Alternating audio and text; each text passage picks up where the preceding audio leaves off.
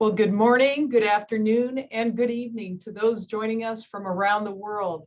And welcome to the Crisis, Response, and Recovery Nature-Based Tourism, Biodiversity, and Livelihoods. My name is Kelly Bricker, and I'm a member of the Tapas Group and serve as the coordinator for the Capacity Building Work Group.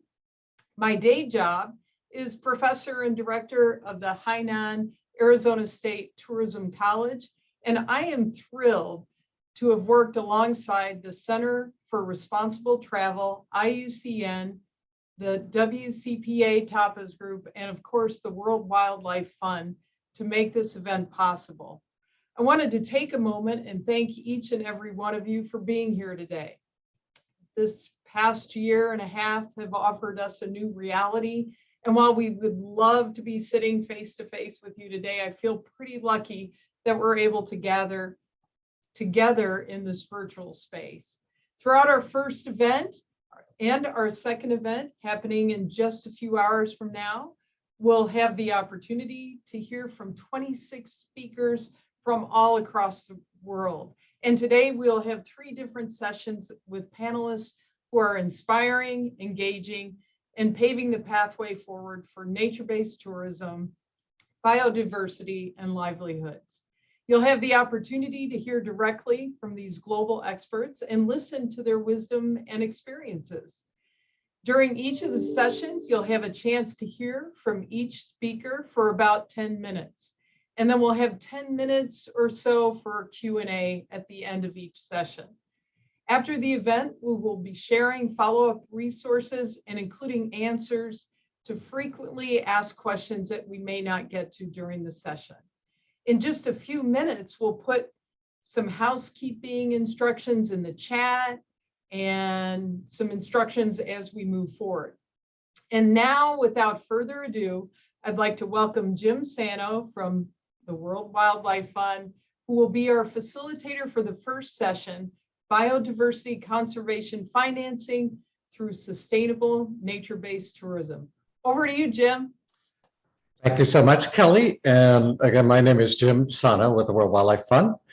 As you all know, the COVID-19 pandemic laid bare that nature-based tourism is the largest market-based contributor to finance and steward protected areas. It also underscored that the vast majority of enterprises are micro, small, and medium enterprises, companies that certainly lack the capital and the collateral to weather storms, certainly as large as this one, but also invest in biodiversity conservations going forward. In this session, we'll highlight the financing challenges and identify potential emerging solutions. And I'm honored to lead off this session to hear Dr. Urvashi Narain's thoughts, and she's the lead economist from the World Bank. So over to you, Urvashi. Thank you very much, Jim. I'm absolutely delighted to be here and to present and share with you findings from one of our latest reports on this issue called Banking on Protected Areas, Promoting Sustainable Protected Area Tourism to Benefit Local Communities. This work has been done in collaboration with the University of California at Davis, and I'd like to recognize their contribution, and my lead co-authors at the World Bank, Hasita Bhamar and Phoebe Spencer. So next slide, please. So why did we do this report? What were our objectives? First and foremost, we wanted to assess the economic impact of protected area tourism on local economies. Now, why did we do that? We find often that protected areas are seen as good for conservation, but are not seen as part of a country's development strategy. They're seen as something where you set aside land, but you no longer can use that for development.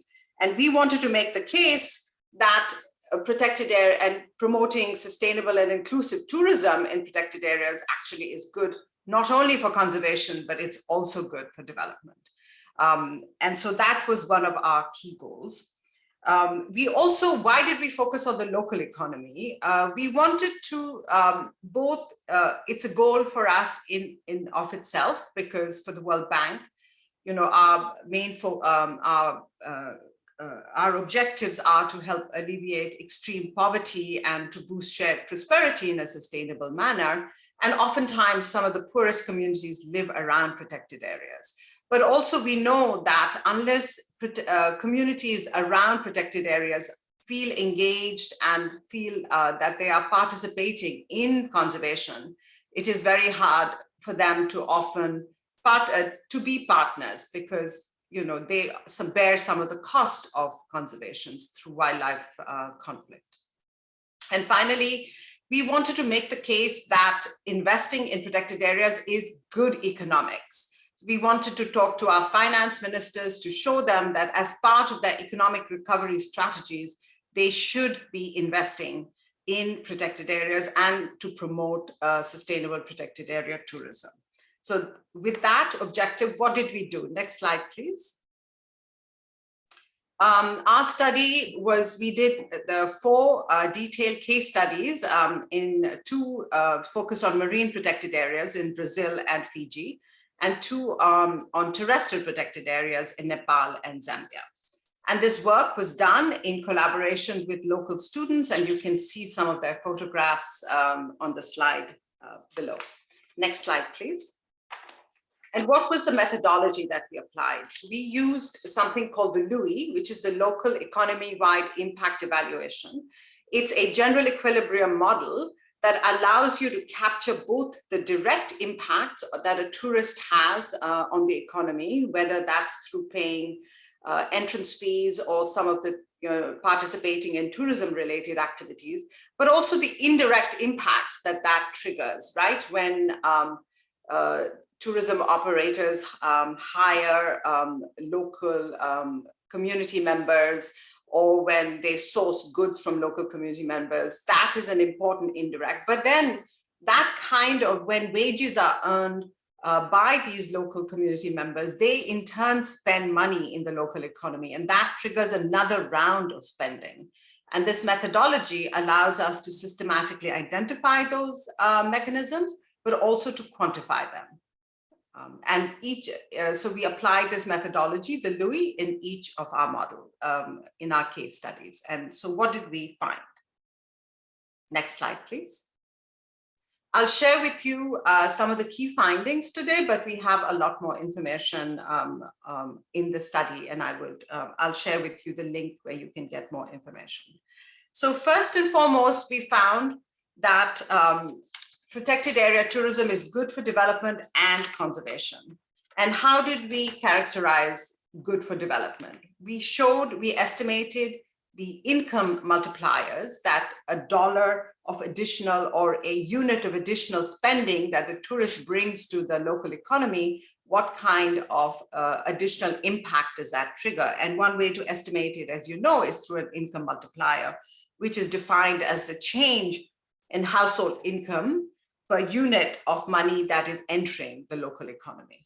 So we found as shown in this slide, that in almost every country, in every case study, the income multiplier was significantly greater than 1, showing that there are strong local market linkages. We also found we were able to estimate the number of jobs that can be attributed in the local economy, both through the direct and the indirect economic impact. And we found a significant number of jobs are created. And these are, of course, for hotel operators, for tour operators, but also jobs for, to supply various goods and commodities and other services to the tourism sector. And so, for example, in the Mamanuca Islands in Fiji, we found that 13% of the local population is employed through the tourism sector, which is very significant. Next slide, please. We also found that benefits accrue widely, and both to poor and relatively non-poor households. And in almost every case, we found that as a relative share, the poor households actually benefit more, as shown in this graph. And we also found that it's not just households who are directly involved in the tourism sector, but also households who have actually no direct connection with the tourism sector who are benefiting. Next slide, please. And we also have information on the cost that is incurred by communities. And in the interest of time, I'm not able to share that with you, but we did look at the cost of human-wildlife conflict and make the point that those who benefit may not be the ones who incur the costs, and there's a need for this kind of compensation mechanism to be put in place. We found, of course, that the return on government investment is at least 6 times the cost. So the amount of money that the government is investing, the return they get when estimated through the economic impact on the local economy is at least 6 times. This is, of course, an underestimate because the return accrues widely, not just in the local economy, but also beyond the local economy. Now, it's important to note that we see this very high rate of return in Zambia, in the South Luangwa National Park, for example, but that is also an indication of underinvestment, right? You have this very high return because it's severely underinvested. But broadly, the message for governments is that this is good investment. This is a good return on the money that's being invested. And so this is, call to action to increase investment in protected areas, but also to promote the tourism, which will then bring these economic returns. Next slide, please. Turning next to our policy recommendations, and here again, in the interest of time, I will just briefly touch upon these. We bucket the policy recommendations in 3 broad categories. One is the need to protect the natural asset, because unless the asset is protected, you will not have tourists come at all, right? So that is very central to any work that is done in this sector. Then it is also, government also needs to grow and diversify the business. And finally, a bucket on the policies and institutions must be in place to make sure that these benefits are being shared with local communities and that this is not some form of enclave tourism. So in the 1 minute. What do I mean? And thank you for that. What do I mean in terms of protecting the natural asset? This is, of course, investing, but increasing the capacity of protected area managers. We also urge governments to do more regular, evaluations and sort of assessments such as ours in order to inform this. And growing and diversifying the business means enabling conditions for private sector to participate, but to make sure that it isn't just 1 or 2 protected areas where the tourism are coming and there's overcrowding. And finally, many different ways in which communities can benefit through benefit sharing or through employment or local sourcing of goods. And next slide, please. This is my last slide. So we also make the case that protected area tourism is a green economic recovery initiative, because what do governments look for in an economic recovery initiative? They want jobs created, they want income multipliers, and they want to make sure that the benefit is greater than the cost. And I hope I've convinced you through our report and through the findings that tourism, sustainable and inclusive tourism, does all of that. It generates jobs, it creates high income multipliers and generates high return on public investments. So with that, I'd like to thank you for this opportunity. And if you could just move to the last slide, it just gives you the URL. I know more information will be shared, but this is the URL where you can find much more information. Thank you very much. Thank you so much, Rasi. I just want to remind everybody, as we hear our wonderful speakers, that please, if you have questions, put them in the chat box. Kelly will be collecting them, and after the end of this presentation, we'll be able to answer those questions. And so without further ado, I'm going to turn it over to Dr. Gregory Miller, who is the Executive Director for the Center for Responsible Travel. Great, and you can see my screen okay, everybody? Kim? We see you, Can you hear me? on your screen. Oh, We see your lovely background, Greg. weird. Okay, hold on. It said it was sharing, but figures I would do.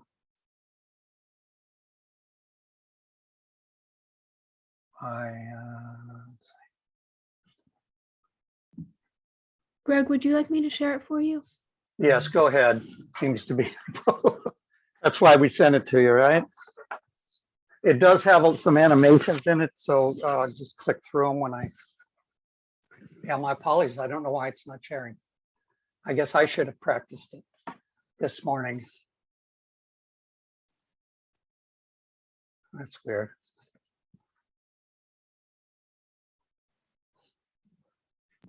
All right, Greg, you should be good to go. Can you see my slides now? Maddie? Yep. Okay, and everybody else. Okay, terrific. Next slide. And just click through all the top text on the first slide. Don't go to the second one. Thank you very much. Appreciate it. Sorry about that, but we have backup. I'm going to be talking to you today about how in essence, the 30 by 30 challenge that has been set up by the United Nations and by conservation and natural resource managers globally to protect 30% of the lands and waters across the planet by 2030. Now, my good friend and hero, E.O. Wilson, who's down there with me on the lower left, he stated that addressing climate change and saving biodiversity is a communal endeavor with a clear, definable goal that humanity is faced with, and that we need to get this kind of cooperation, looking at protected areas, nature-based tourism, et cetera, to really lead the charge for a sustainable future. And to limit this loss, the United Nations has urged countries to commit to conserving 30% of their lands and water, almost double the area currently under some form of protection now. This plan additionally calls on the world to strengthen conservation on all remaining areas to stem biodiversity loss, preserve ecosystem services, et cetera. Next slide, if you could bring everything up again. Maddie, sorry about that. Without question, the science is clear. Conserving and restoring 30% of lands, waters, and oceans worldwide is the bare minimum that we need. It's also a unique opportunity to support community-led conservation efforts and engage with those on the front lines. In the United States, my colleagues that will be speaking after me, Sue and Derek, will be doing a deep dive of issues in Africa. So let me talk about what happened with the Biden administration being elected. And this is some direct language that came from at that time, the new Biden administration, that Democrats will protect wildlife, habitats, and biodiversity, slow extinction rates, and grow America's natural carbon sinks by conserving 30% of our lands and waters. And another way it was worded, and this is what President Biden said in Glasgow, protecting biodiversity, slowing extinction rates, and helping leverage natural climate solutions is paramount for the US. The challenge is great in the United States because 12% of land and 26% of waters are protected, but there is a heck of a lot of land and water that is not protected. In fact, 80% of the highest biodiversity hotspots in the United States, which those of you who study this know that the US itself is a biodiversity hotspot, has actually several, are not currently protected. Next slide, please. And again, bring them all. Yeah, thank you. Speakers throughout our conference today and tonight will talk about the potential and the pitfalls. Let me just, I won't focus on this particularly, rather that the pitfalls of nature-based tourism need to be taken into account. The negative impacts of tourism are without question real, whether it's climate change, impacts on wildlife, et cetera. So what I want to do with the remaining time is zero in on how this 30 by 30 challenge sets in motion, I think, an extraordinary synergy between nature-based tourism, protected area management, and biodiversity conservation and climate change adaptation. Next slide, please. Thank you. Urvashi presented some very interesting information just now from the World Bank study, and I want to reference a new study that came out from one of our colleagues, published in 2021 by Waldron et al. And this is looking at the costs and benefits of extending the world's marine and terrestrial protected areas to at least 30%, the 30 by 30 target. And in this study, which was global, they found, Waldron and that team found that the economic and financial benefits of the significant extension to 30% outweighs the costs by a factor of 5 to 1. Ravashi just reported out with her studies 6 to 1. So this is again a significant multiplier. And this ratio is primarily driven, and this is what I think is significant for us today, by the growth in nature-based tourism. It far outweighs the economic impacts of agriculture, timber, and fisheries. And in fact, the recovery from the pandemic, the nature sector of tourism is projected to grow 4 to 6% per year compared to less than 1% for agriculture, timber, and fisheries. That is a significant difference in looking at nature-based tourism and experience-based economy with more of an extraction-based agriculture, timber, and fisheries. Maddie, next slide, please. And again, bring it up. Thank you. Yeah, when tourism, and we've seen during the pandemic, when tourism stops, the benefits of conservation certainly slows or in fact stops. We've seen through the pandemic, the lessons of vulnerability show that without question, and many of our speakers this morning and tonight will talk about this, there has been an over-reliance of nature-based economies in biodiversity-rich countries on rather unsustainable forms of tourism. Tourism that doesn't have the kind of design, operation, and marketing of nature-based tourism that we need. And in fact, with COVID protocols now, we are seeing a pushback that is actually requiring the sector to adjust in order to continue providing the add-on services of conservation of nature.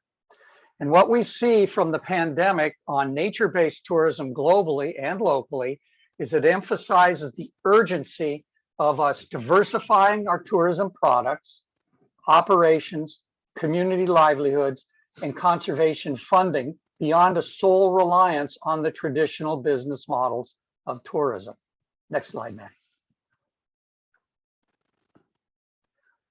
So this will be reinforced by many of my colleagues in our symposium, but the right type of nature-based tourism done in a sustainable way is a powerful conservation tool. That is, I believe, borne out by all the research. Creates jobs for the local community, builds a nature-based tourism sector. The governments that develop partnerships with private, community, indigenous, and nonprofit organizations are in a better position to realize the full capacity of nature-based tourism. And private investment and know-how are needed, and private land conservation is a key element to that. And good public management, we have, without question, must ensure that there are equitable business practices and reinvestment of profits into the conservation of wildlife. So when we look at the 30 by 30 challenge and nature-based tourism, ultimately, this forum, when done right, will grow the economy, protect nature, and support human development. Next slide, please. And bring them all back. Thank you.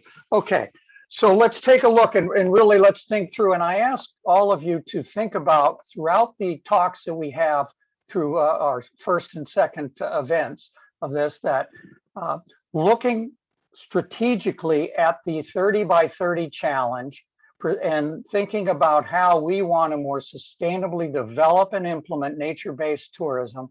There's a number of things that I think are a tremendous possibility for us that I'd like us all to consider as we move forward on our journey.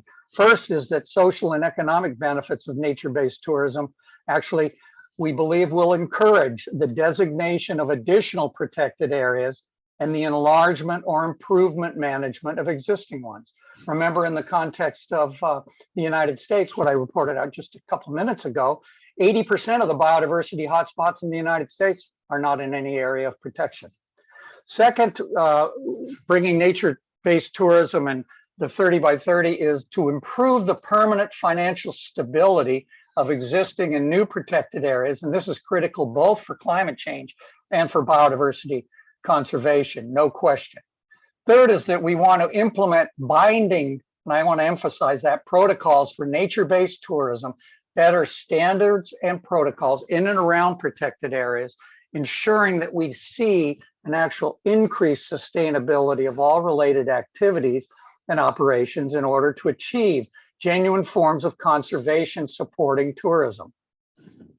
And finally, and I will leave this point with everyone, whether you're a nonprofit or a government agency rep, is that for governments, it is critical that we look at, push forward and achieve that governments work to create national tourism plans for protected areas, and they integrate them into the economic plans of the country. Next slide. Greg. Next slide. So I think with that, I think we have a tremendous opportunity to bring our practitioners and thought leaders together in our symposium here, and I appreciate your attention and look forward to learning a great deal from my colleagues. So thank you. Back to you, Jim. Thank you so much, Gregory. And next we have Dr. Sue Snyman, the Research Director for the School of Wildlife Conservation at the African Leadership University. Over to you, Sue. Thanks very much, Jim, and thank you for the opportunity. I apologize for the background noise, but there is a massive thunderstorm in Johannesburg at the moment, and it's thundering and pouring with rain. So I apologize if there is some noise. So I'm going to be talking to the wildlife economy in Africa and the importance of tourism. And interestingly, from Ovashi and Gregory's presentations, a lot of what I'm going to present ties very closely and supportive of what they have been saying. So before moving on, I just wanted to define the wildlife economy as we are defining it at the African Leadership University, so that we are all on the same page in terms of what I'm meaning by it. So the wildlife economy uses indigenous wildlife, both plants and animals, including marine and terrestrial, as an economic asset to create value that aligns with conservation objectives, but also delivers sustainable growth and economic development. So very much in line with what Gregory was explaining, that they are not mutually exclusive, and Ovashi also alluded to it. And it's about plants and animals, fauna and flora, but very much the activities within the wildlife economy, as we are looking at them, have to align with conservation objectives and have development impacts.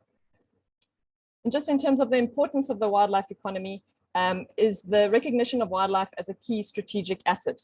Currently, in most countries, and especially in Africa, wildlife is often just seen as a resource, not as an asset. And it is a key growth opportunity for Africa, the wildlife economy, because there's already a comparative advantage in Africa, because a lot of livelihoods already depend on the wildlife economy, a lot of economic activities, broader macroeconomic activities, and the ability of the wildlife economy, if wildlife is seen as a key strategic asset, to encourage more public and private investment into landscapes to improve conservation and support economic development, is huge. But we do need this enabling environment, and Vashi also talked about that, for unlocking this potential. If this is done, if wildlife is seen as a key strategic asset, and there's investment in it, and then the enabling environment is there, countries will improve local livelihoods, they'll increase fiscal revenues, promote job creation, and promote conservation. So it really is a win-win. Just in terms of the potential of the wildlife economy, essentially the stock of the wildlife is the stock.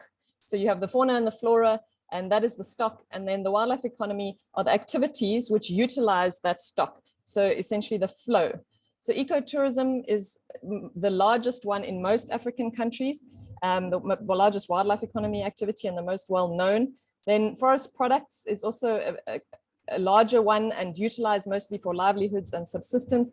Then you've got hunting, specifically in Southern Africa, quite large. And then other options include wildlife ranching, wildlife estates, which is smaller, and film and photography, which is very small in Africa and needs to grow. And then the carbon space, which is currently quite small, but has a lot of untapped potential. And then you have this big yellow circle of untapped potential, which can essentially be distributed across all the other circles, but also there are new and innovative and creative ways we can do this. And what is critical in all of this is diversification. And it's key to building resilience and sustainability. So making sure that we don't have all our eggs in one basket. And Gregory mentioned that, especially this, over-reliance on nature-based tourism. But it is still a key part of the wildlife economy. So at the African Leadership University, we recently published a report on the state of the wildlife economy in Africa, which you can download on the School of Wildlife Conservation website, where we looked at ecotourism, hunting, ranching, carbon, and forest products across Africa, but then specific case studies on Ghana, Gabon, Kenya, Rwanda, and South Africa. And then since the publication of the report, we published a case study on Tanzania, and we'll be publishing one on Uganda shortly. And the aim is to do one for each country and outlining all the different activities and the value that they represent in those countries and the potential and how to unlock it. So the importance of ecotourism in Africa. So multipliers and value chains are, they're standard important benefits from ecotourism. But in Africa specifically, some of the benefits, employment, often in rural areas where there are few alternative opportunities are available, is really a key benefit of ecotourism, as is the skills training and development in these areas where there often isn't any available. Then the infrastructure related to the ecotourism, so the roads, the communication, and the access to markets, which this opens up. And then conservation communities and governments receiving revenues. And COVID obviously hugely highlighted this reliance on tourism for that in terms of lease fees, concession fees, and contributions through philanthropy and through projects in communities and conservation. So really ecotourism is critically important in Africa. Just some quick facts. These actually cover mostly tourism, because in the research that we've done, the data on ecotourism specifically is very sparse, and quite a lot of it is just site level. There isn't a lot of national data, and that needs to change if we really want to show the impact and the value. So overall in 2019, travel and tourism in Africa contributed 7.1%, as well as for 24.6 million jobs. Tourism in Africa is mostly leisure driven. A lot of that is visiting family and friends, but a lot of it is also related to protected areas where wildlife is often what initially attracts, especially international tourists, but also regional tourists. And before the COVID-19 pandemic, Africa's tourism industry was growing faster than the economy as a whole. And interestingly, a study showed that the wildlife industry in Africa, and by the UNWTO, was the direct value was 12.4 billion and total, including indirect and induced, 42.9 billion. So really essential to driving economies in Africa. And then I just want to mention a specific case study, or a sort of a landscape level illustration of how the tourism is benefiting conservation and employment and revenues. So in the Greater Kruger National Park, a study by Chidikel et al. In 2020, the research was done in 2017, but in the Greater Kruger, which includes the Kruger National Park, a parastatal, plus private reserves and provincial reserves, there were 3.5 million visitor nights in that time, with 35% being foreign. So you can see a big domestic market, and 82.2% were visiting the core area of the Kruger National Park, which was so important to attract visitors to around there. And the Greater Kruger National Park contributed approximately 495 million to the national economy through supply chain multipliers. And for every direct job in the Greater Kruger, another 1.43 jobs were sustained locally. So very much building on Uvashi's presentation and the impact of those multipliers. And so this is just one landscape in South Africa where the impact of the protected area and the tourism related to that is having national economic benefits. Then at the African Leadership University, we are busy working on a wildlife economy investment ranking, which essentially will look at countries across Africa, but specifically on a few to start as a pilot, but looking at the wildlife asset base. What is the wildlife asset base? How are those resources being managed? What is the governance structures?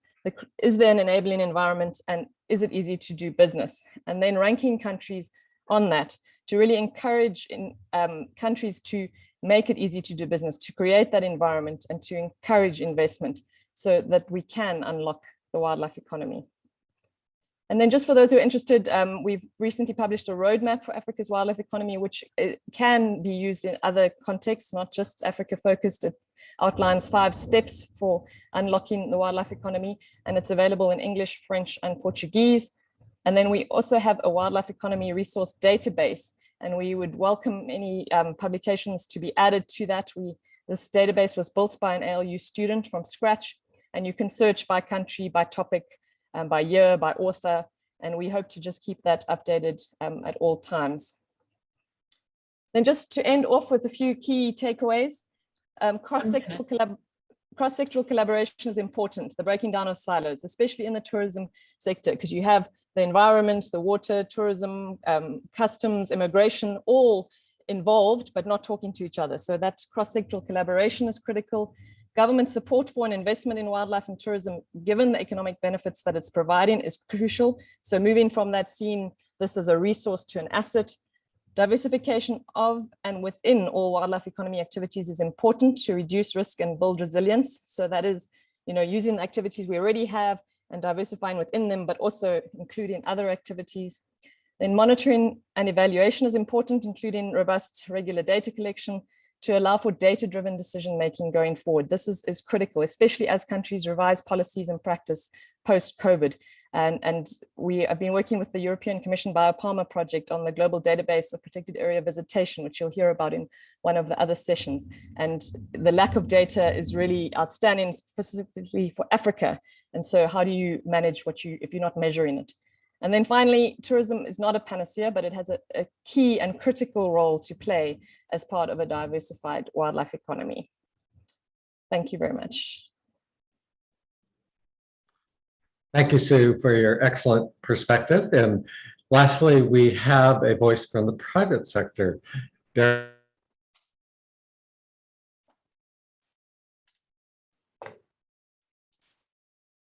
Over to you, Derek. Thank you. Thank you, Jim, and thank you for the invitation to speak to this seminar. And very interesting to be the last of 4 speakers and seeing common themes to what I'm going to talk through coming from all of the previous presenters. And I hope that we'll see what those links are. So I'm going to talk to the safari industry impact model. And I like to think of it as being best being represented by a seesaw, such as you would find in a child's playground, where the foundations for that whole model is the large sums of money that are paid in the first instances for the use of the land that the industry operates on in the form of leases, royalties, park entry, however it's structured, the significant amounts paid in salaries and wages for staff employed by the industry, and the contribution to local economies made by purchases of goods and services. Collectively, these all support local economies, but also contribute towards the ongoing maintenance and protection of the protected areas, and hopefully also prevents changes in land use from occurring. Now, obviously, the model is balanced by, on the one hand, the positive impacts that arise from the industry, and the potential negative impacts, those being the pitfalls that Greg talked about earlier on. And there's also the carbon balance for the industry, which itself is a blend of, on the one hand, the land under wildlife and carbon storage, and on the other hand, any carbon emissions that are arising from the business. And obviously, the objective here is to tilt that, that seesaw by firstly minimizing the negative impacts that are arising, and secondly, maximizing the positive impacts. We also want to see the carbon balance moved in a constructive direction by, on the one hand, increasing the land that's under wildlife and carbon storage, and on the other hand, minimizing any carbon emissions from the business that are arising. We quite often asked what the impacts from the industry are worth. It's a difficult question to answer because there's a lot of intangible and in-kind contributions being made. But a couple of years ago, about a year before COVID hit, the organization that I work for did a bit of an exercise to try and quantify this.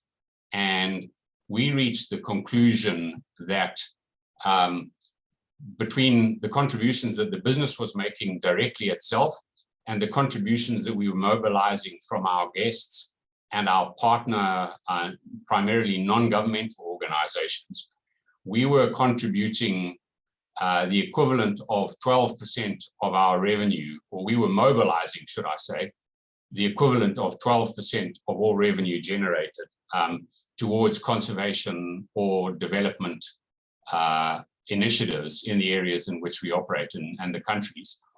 And what's quite useful to note is that that figure is more than 3 times the value that was distributed to the shareholders of the business. So a very significant contribution.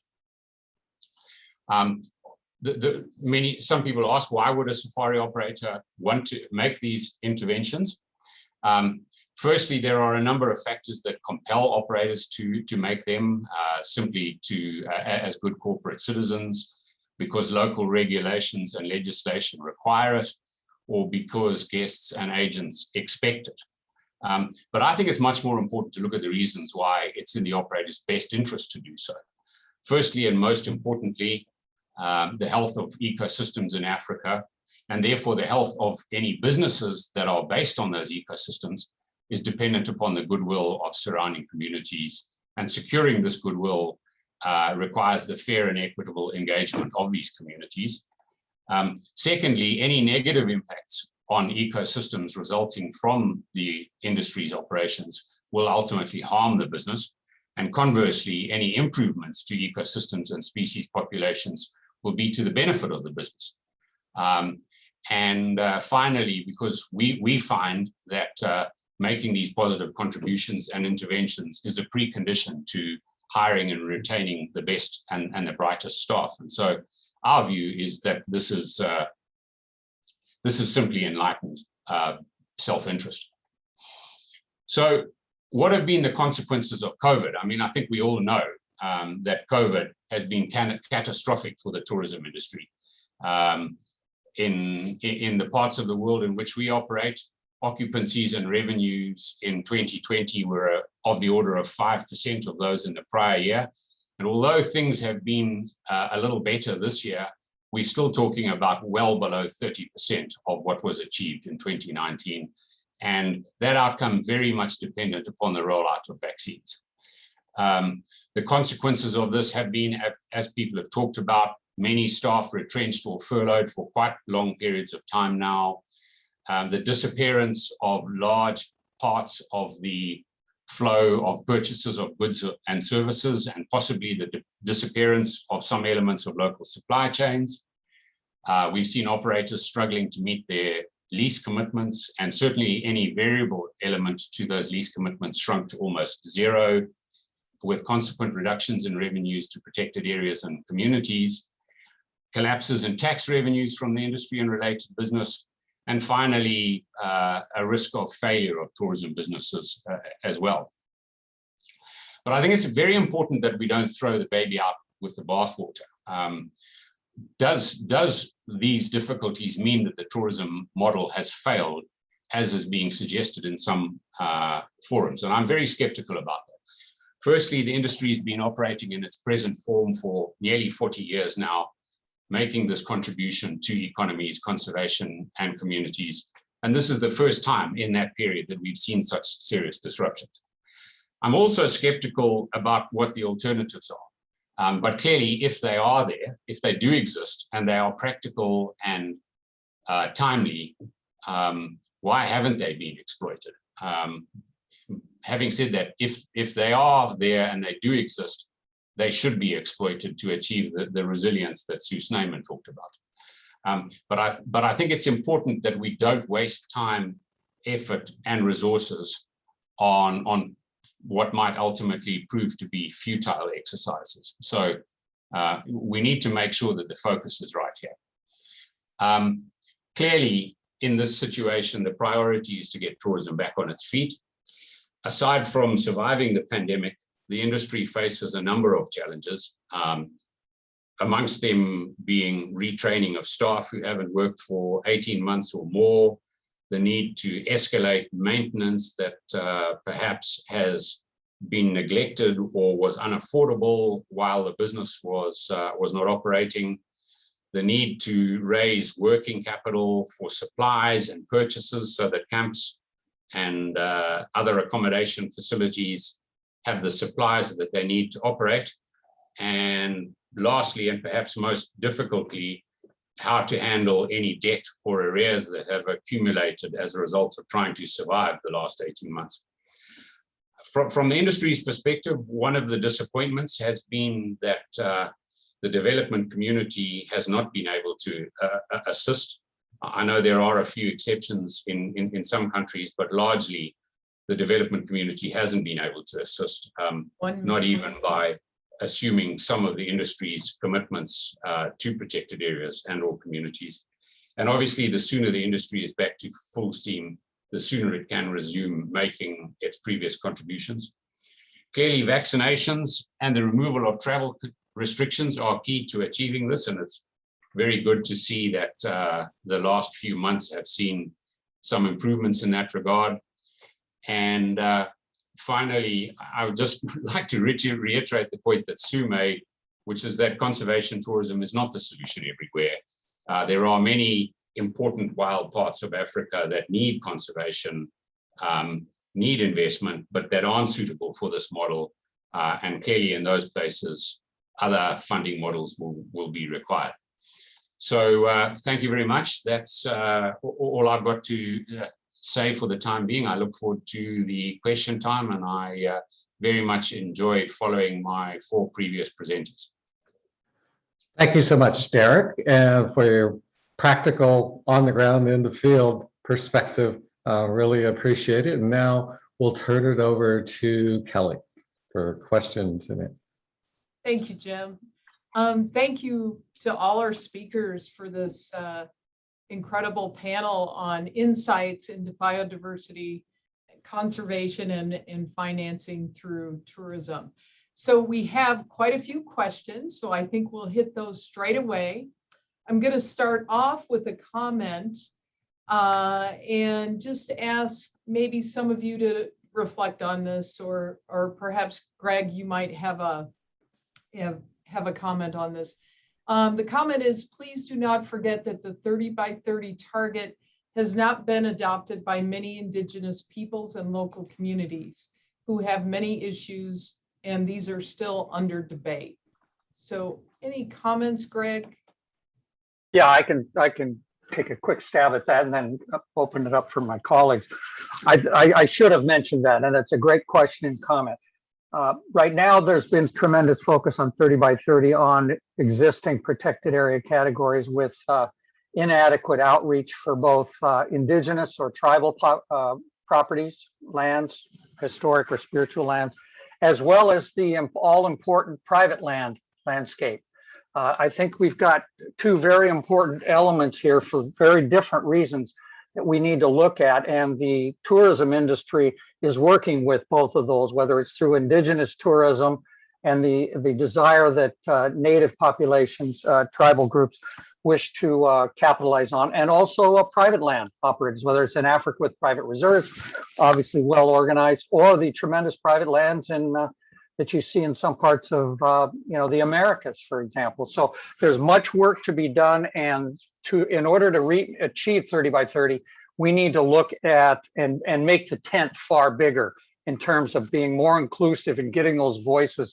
And there is, I think Derek said this, there is no one size fits all in this, and there's no one formula or prescription. So let me leave it at that. Thank you, Greg. Does any other panelist have any comment on that? Okay, I think we'll move to the next question then. The question starts with, great to see some measures of protected areas economic returns to local communities. However, with tourism and recreation now being listed as a conservation threat for more than 8,000 species on the IUCN Red List, how do we square the round peg of meeting protected area conservation targets and trying to maximize economic returns through tourism? A big question.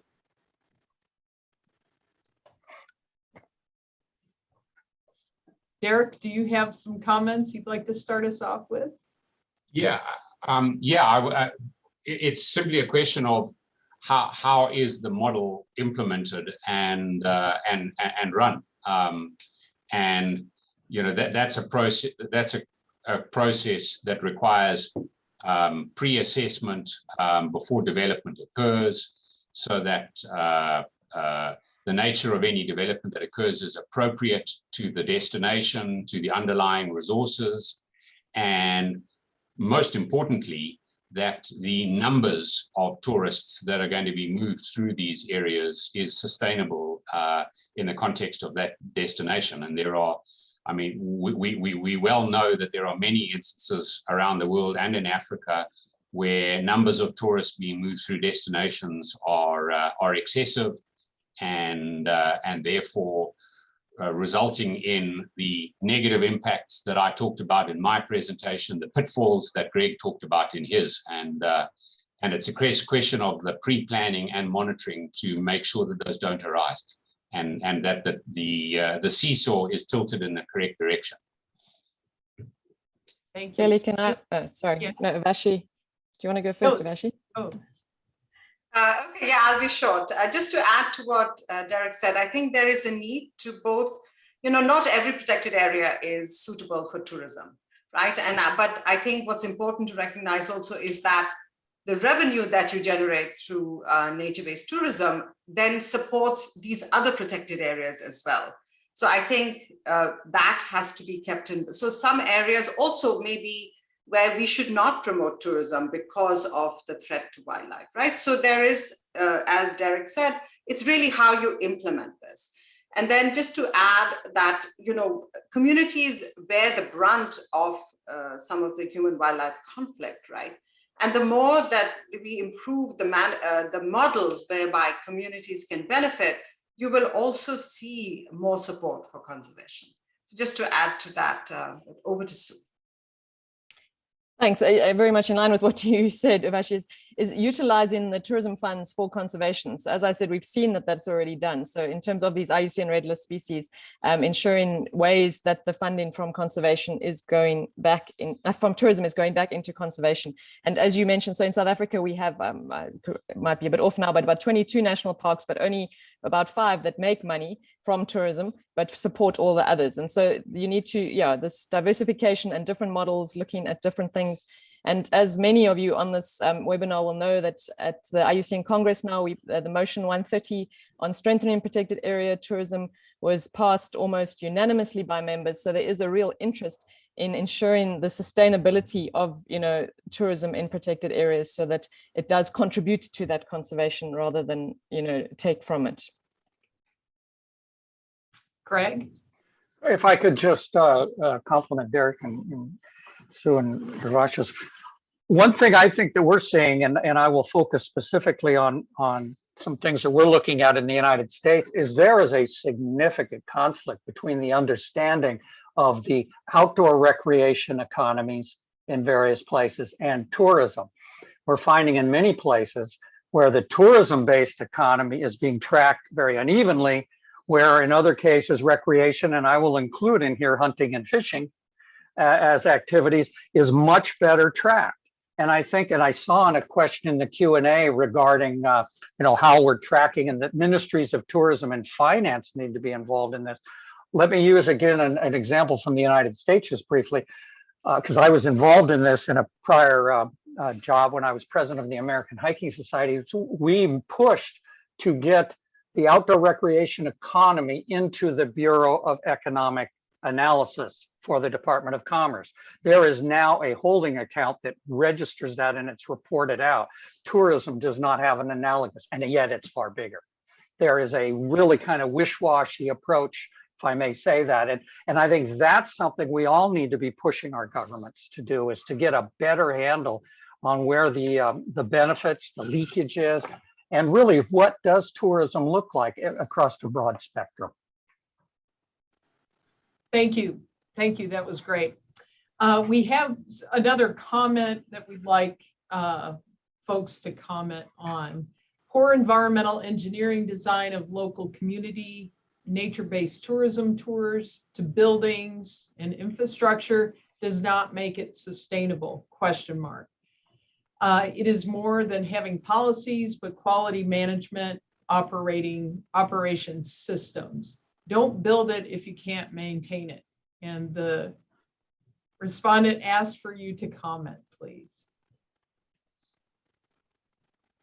Asked for who to comment, Kelly? Asked for our panel to comment on this idea of really sustainable infrastructure design, community development. I mean, absolutely. I just, couldn't agree more. I mean, I'm a huge fan of the Civilian Conservation Corps, right? I mean, which was, I know 100 years ago, but during a crisis, when America put in place a number of the infrastructure for its, incredible park system. And a lot of care was taken to design the infrastructure and to create the capacity. So in fact, I understand that some of the people who were trained during the Civilian Conservation Corps started construction companies that exist even today. So it's not just a matter of sort of going in and quickly doing something. And the Civilian Conservation Corps also hired historians to design the infrastructure in a way that was compatible with. When we look at the sector, we have to look at it as this absolute beauty, natural asset that has to be cared for, but in the cultural context. And it is very much possible to do. Thanks. Thanks, Urvashi. I think we'll go ahead and move on to, we've got a few more questions and we're running out of time. So this is an interesting one. We continue to pluck the feathers off the goose that lays the golden nature tourism eggs. Nice analogy. Is there a playbook for small Caribbean islands, nature tourism, especially when the business model is still short-term risk and high profit? The Caribbean is competing again against the tourism world, as well as fighting low economic development of COVID impacts. Who would like to take that? Craig? Well, I'll certainly share an example that we're seeing real time in a small Caribbean nation. Let me point everyone's attention to Dominica in the Eastern Caribbean. They are at a tremendous crossroads right now because they're building a new international airport. They are looking at what decisions they will make about mass tourism, i.e. cruise, as opposed to arguably one of the most natural islands still protected in at least the Eastern Caribbean. And so there's a real conflict within the population there now of what they should do, whether it's to stay building around their smaller scale operations around natural and of course cultural. They have indigenous populations there as well, or to be going the mass tourism. The building of the international airport, that's going to focus probably more on the mass market a bit, but they have no capacity to do that. So I think one of the things that's so important is for us all to be supporting a broader stakeholder engagement and to really ensure that we get those voices at the table, that it's not a closed door planning process around just investors. And I would use Dominica as an example of that. They are at a crossroads, whether they will be a more nature or sustainably based tourism or fall under the crushing burden, I would say, of mass tourism, which is absolutely not sustainable in such a fragile Caribbean island like that. Thank you, Greg. I'm afraid I'm going to have to end our session. Thank you so much, panelists, and we look forward to further conversations around these topics into our next session. Thank you, everyone. We're going to take a short break. We'll see you in a couple of minutes. Thank you very much. Thank you, everyone. Terrific. Yeah, we all stayed on time too. That was good.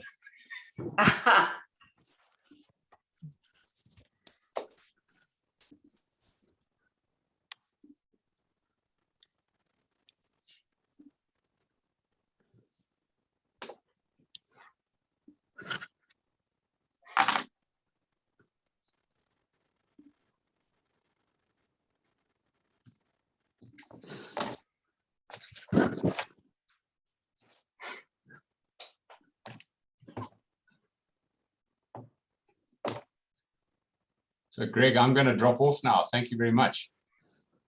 Hey, good care, Derek. Thank you, Derek. Yeah, that was terrific. Thanks. I think this was our second panel we've been on in a couple of weeks. Good luck. Hope it goes Yeah. well. Thank you for agreeing. Join us.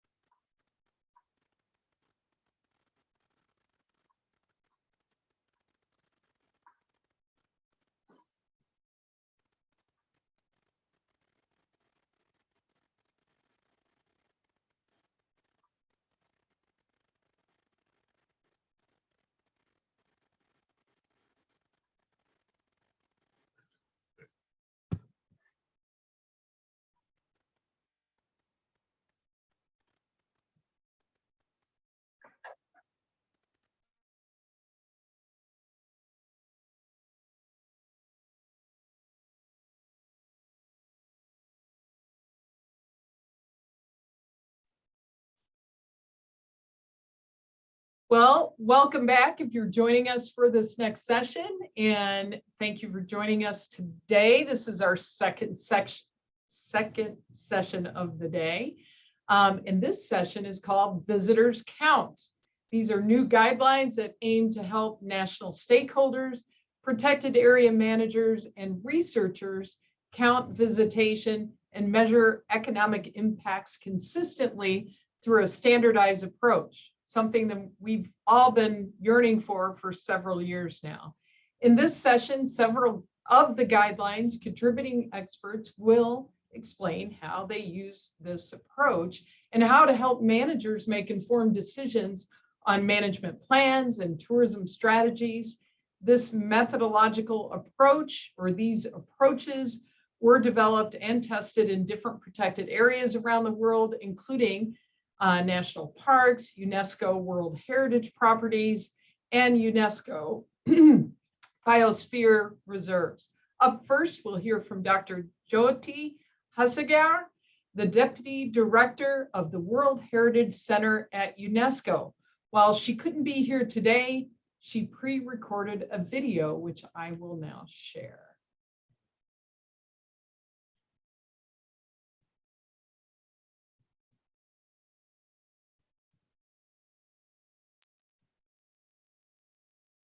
I'm Jyoti Hosegrahar.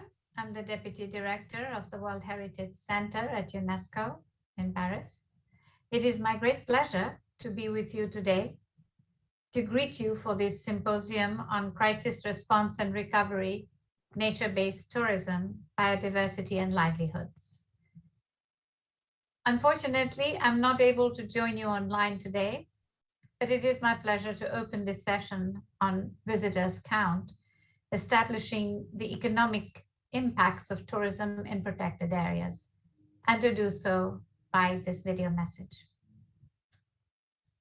I would like to extend our sincere thanks to the organizers, IUCN, Protected Areas Tourism, and Protected Areas Specialist, TAPAS Group, Center for Responsible Travel, CREST or CREST, World Wildlife Fund, WWF, and the Arizona State University, ASU, School of Community Resources and Development. We appreciate the opportunity to participate in this important initiative and thank you for the active role in supporting heritage conservation around the world. UNESCO was pleased to launch the Visitors Count publication at the IUCN World Conservation Congress in September this year, together with the German Federal Agency for Nature Conservation. The guidelines are the culmination of many years of research work by a team of international experts from the IUCN World Commission on Protected Areas, WCPA, and TAPAS Group. We were also fortunate to have the invaluable support of the European Joint Research Center BioPAMA project and the University of Würzburg in Germany and the US National Park Service Social Science Program in developing these guidelines. This publication is a much needed tool to help national stakeholders, protected area managers, and researchers count visitation and measure economic impacts consistently through a standardized approach.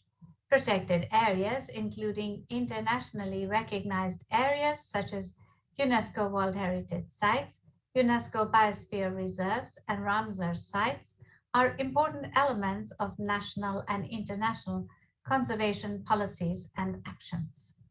They also contribute significantly to the Sustainable Development Goals, specifically Goals 14 and 15. Tourism in protected areas represent one of the economic opportunities that can help achieve the joint objectives of sustainable local livelihoods and biodiversity conservation. In today's societies, an economic perspective of protected areas has grown in importance, and political agendas are increasingly driven by the desire for sustainable long-term growth.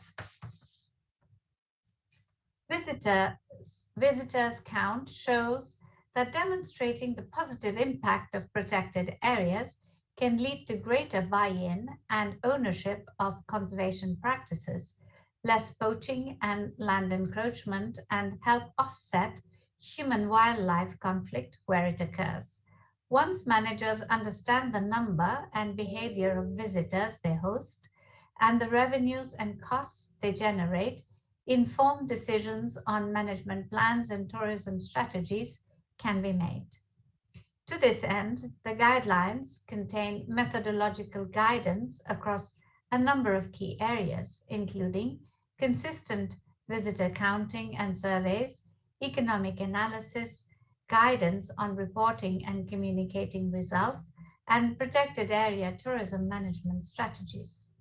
The COVID-19 pandemic has shown that more than ever, healthy ecosystems and functioning natural systems are key to human well-being.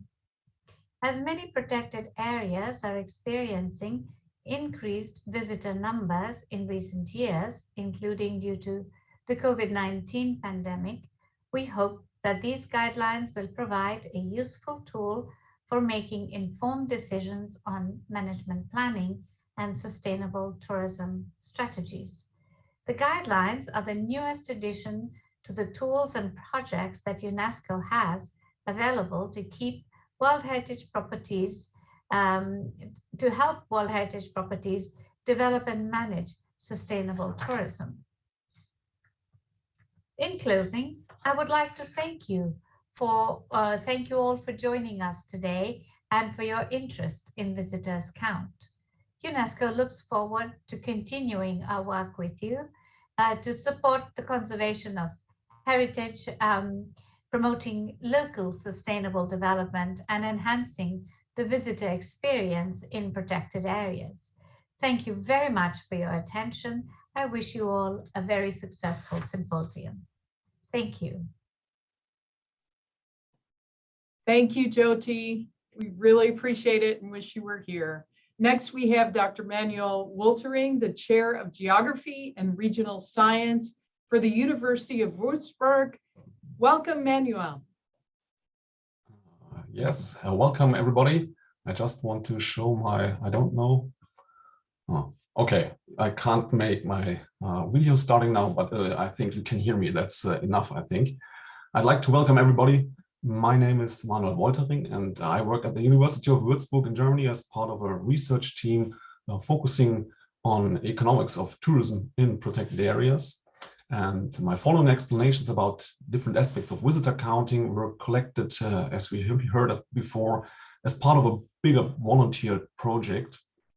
And as you can see, oh, why is it not working here? And as you can see, hopefully now many people got involved in this to make it as a success. In particular, I would like to mention Anna Spensley from the Tapas Group, Barbara Engels from the Federal Agency of Nature Conservation in Germany, and last but not least, Jan-Philipp Schägner from the JRC as part of the BioPharma team, who I would like to say thank you very much for their continuous efforts to bring this forward and make, yes, I think a little success story about it.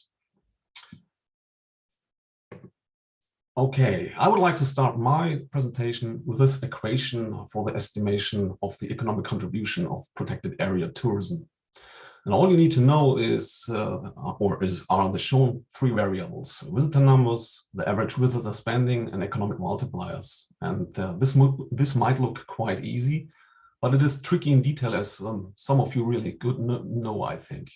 Besides information about the spending behavior of visitors and economic multipliers, we see the two right variables, and we hear about this more information later in this session. You need to know how many people visit a protected area. Basically, everything starts with the visitation of protected areas.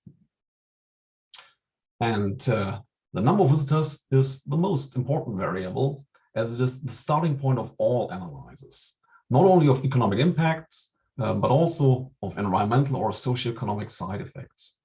And there's a great variation within this variable across sites, ranging from thousands of visits per hectare and year for some tourism hotspots to almost zero in large remote areas.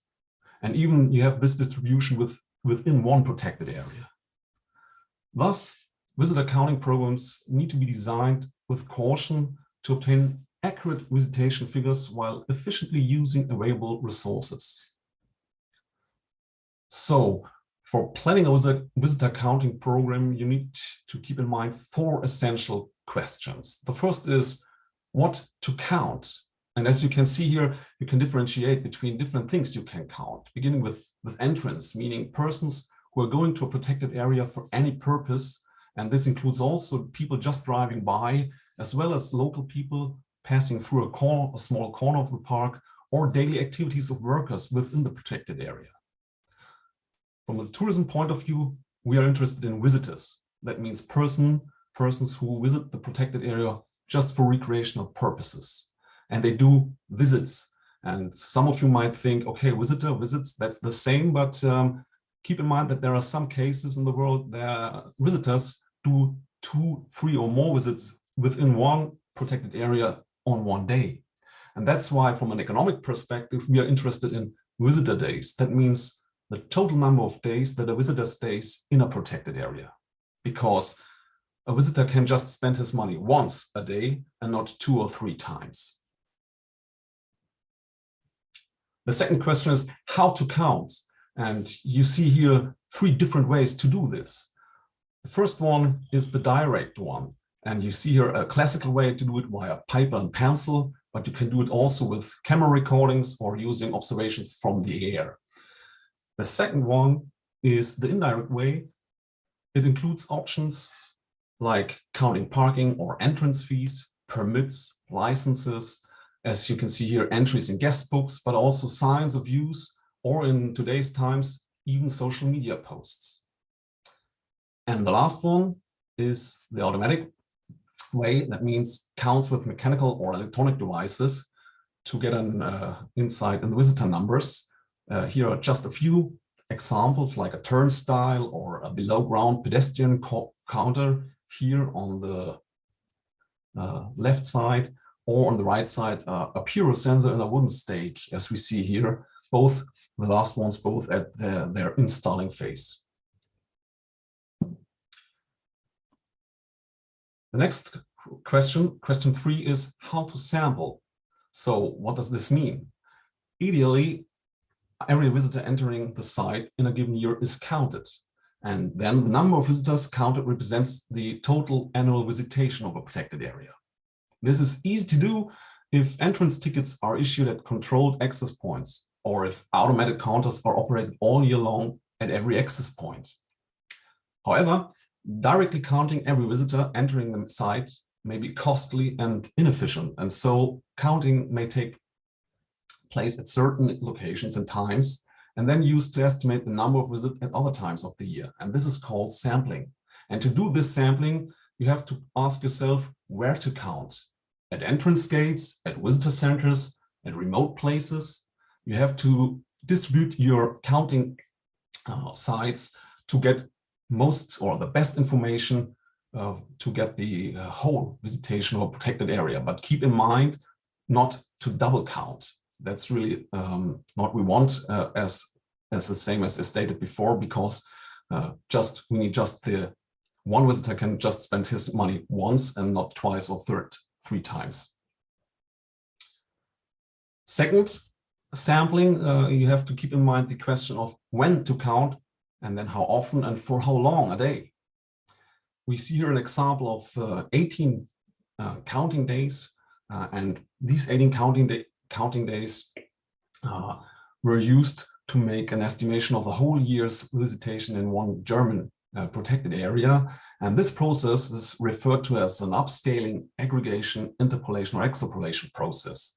And depending on how comprehensive and representative the counting is across time and space, the method of upscaling may have a substantial effect on the accuracy of the overall visitation figure. Here now, the 4 questions again you have to keep in mind for your planning a visitor counting program. And Every way to count has its advantages and disadvantages, and the option selected will depend on policy needs, available financial resources, labor costs, available staff and expertise within the protected area, the characteristics of the site of interest, and the desired sampling strategy. And as a last slide, I just want you to show this decision tree. You can go through and you can read in the publication we give to you and the material of this conference. And there are 4 steps you have to keep in mind. The first one is essentially you have to explore whether there is data available already that can be used to estimate visitation. If this question is answered with no, then you have to do the next steps. Select your counting locations, select your counting periods, where, when, and how often. And last but not least, select the right counting method. You see in the lower third of the decision tree in the red shaped boxes, the 3 ways I explained. And yeah, if you do this, you can or have the opportunity to get good visitation insights, visitor numbers. And yeah, I hope this was a small insight in what we did about visitor counting within our project the last years. So thank you very much. Thank you very much, Manuel, for that excellent presentation. Next, we have Catherine Cullinane-Thomas, an economist from the U.S. Geological Survey. Welcome, Catherine. Hi, everyone. So good to be here. I am working on sharing my screen here. Can you all see it? You're good. Yes. Yes, great. Okay. Great. So good to be with everyone here today. My name is Kathy Cullinane-Thomas. I'm going to talk today about how we use visitor surveys to estimate visitor spending. So I'd like to start by thanking the visitor counts team, especially Daniel Metzler, who was an author on this chapter with me, and then the U.S. National Park Service social science program, my colleagues Lynn Kuntz and Matt Fleer. So as Manuel mentioned, basically visitor spending is we're going to multiply the number of people who visited a protected area times a spending pattern to estimate the total visitor spending. And to do this, make this a better estimate, we split visitors into visitor segments. So different types of trips will produce different spending patterns. So this is often based on trip type. So did you come and stay in a hotel, or were you camping, or did you just come on a day trip to the local area? I have an example from Yosemite National Park of visitor segments and spending profiles. So on the left, the pie chart is showing how visits to Yosemite National Park split out by trip type. So about 50% of the visits to the park were people that were lodging outside of the park in hotels outside of the park. And about 11% were people that were staying in hotels that were inside of Yosemite National Park. And then there are about 15% of people that were just in the park on a day trip. And then a variety of different ways that people were camping in and out of the park. And on the right, the bar chart is showing visitor spending patterns for those different types of segments. And you can see they really differ by segment. So people that were staying in lodging spent quite a bit more money per day or night than folks that were on day trips. So this is why we segment visitors. The next important thing is that you need to define what is the area that you are estimating visitor spending for. And so this area could be a small area right around the protected area, or it could be a larger area, such as an entire state or region, or even the whole nation, depending on what it is that you're hoping to understand with visitor spending and the story that you want to be able to tell with knowing those numbers. So here again is our example of Yosemite National Park, which is the red dot there in the state of California. And the area that we include as the local area is just the area right around the park that includes the towns and communities where visitors are staying and spending money. So on our surveys, we ask people specifically to give us information about their spending in that specific area. So these are the questions that we ask on visitor spending or on visitor surveys, specifically to get at visitor spending. And I want to point out that in the visitor counts document, there are several example visitor surveys where you can go and look at a whole visitor survey and see exactly how these questions were worded. But specific questions we ask are, how much money was spent in that local area? How large is your group? What type of accommodation are you staying in? So that's how we can segment them. Were you local to that area, or are you visiting from outside of that area? Again, that's going to help us segment visitors. How long did you stay in the protected area and in the area around the protected area? And also, what was your importance of choosing the protected area of the protected area in choosing the destination? And that can help us do some scaling of how much of the visitor spending that we measure can actually really be attributed to the existence of the protected area. So I'm going to talk a little bit more about the actual surveys. So we're targeting visitors to the protected area. So we typically do intercept surveys where someone walks up to visitors in the park and asks them, would you be willing to take this survey? And these surveys can be completed in person. So they can do that maybe on a piece of paper or on a tablet right there at the intercept. Or sometimes they're done as mailback surveys where the surveyor will hand the visitors a paper survey and ask them to mail it back after their trip, or some combination of the two. Visitor sampling is an important piece of this. We want to try and get a representative sample of all of the visitors to the park. So choosing where in the park to intercept visitors is one aspect of that. So here again is our Yosemite example, and you can see for the Yosemite sampling design, they were primarily sampling visitors at the major entrances to the park and asking them, would you be willing to take this survey?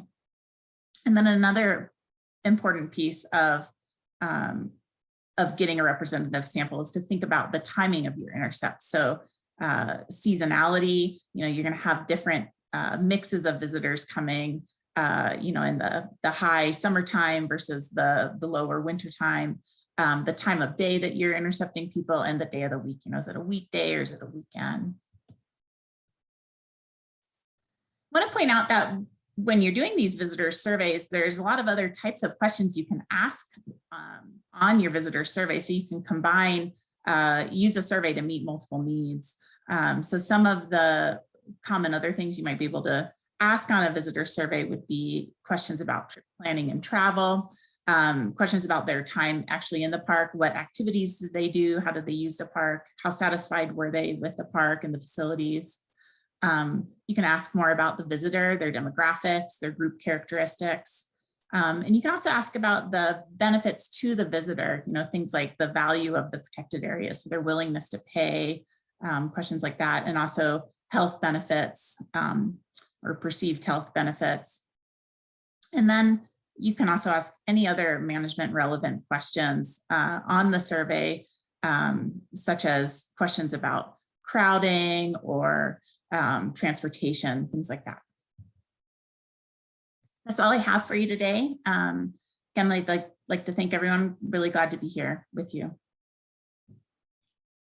Thank you so much, Catherine.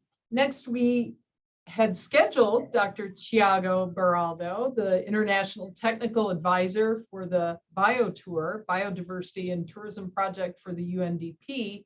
He is stuck on a plane, so he has sent us a presentation via video. Please roll the video, Maddie. Everyone, my name is Thiago Beraldo Souza. I am the Economic Coordinator of the Tourism and Protected Areas Specialist Group, TAPAS. And today I will be speaking about economic analysis of visitation. This presentation is based on our new manual guideline, Visitors Count, Guidance for Protected Areas on Economic Analysis of Visitation, that we launched with support of UNESCO, BFN, and other partners. So economic analysis is an equation that we need to use 3 variables. We basically count how many visitors we have in a protected area or in a country, in the protected area system of a country, if you are doing this in the national level. Also, we multiply these numbers for the average spending of each visitor, to know how much money they spend in the economy, the direct effect of the visitors' numbers and average spending in the economy. And then we use economic multipliers to measure the effects of this money circulating in the local economy. This is basically what economic analysis does. My previous colleagues, dear and previous colleagues, presented visitors' numbers and average visitor spending. So I'm going to present now economic multipliers. So the first thing to present is the economic effects, how they work. Let's say we have a family visiting a national park. In one of the days of the visit, they decide to go to the town, to the local town, to go to the restaurant. And then they go to the restaurant, they have their meal, they spend their money in the local restaurant. So the money that came from the visitor goes local now through the restaurant, stays in the restaurant local. This is the direct effect, that the money that comes from the tourists and stays in the local economy. However, the owner of the restaurant also need to buy supplies from local markets to offer the meals for the clients. In this situation, we consider the money that comes from the owner of the restaurant to buy supplies, indirect effects. Also, when the money that goes to the market, and then the market uses to buy new supplies to buy from the local farmers, for example, is also considered in the indirect effects. The money starts to circulate in the economy. One business buy from another business locally, and the circulation of the money is really important because it's not the money that just comes from the tourists, but the multiplication effect that happens in the local economy. Also, we consider the induced effects that are the effects that comes from the money spent from the owner of the restaurant and her, in this case, employees in the local economy.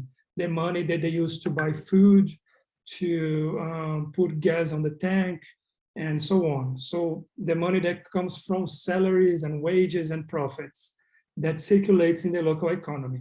This are the induced effects.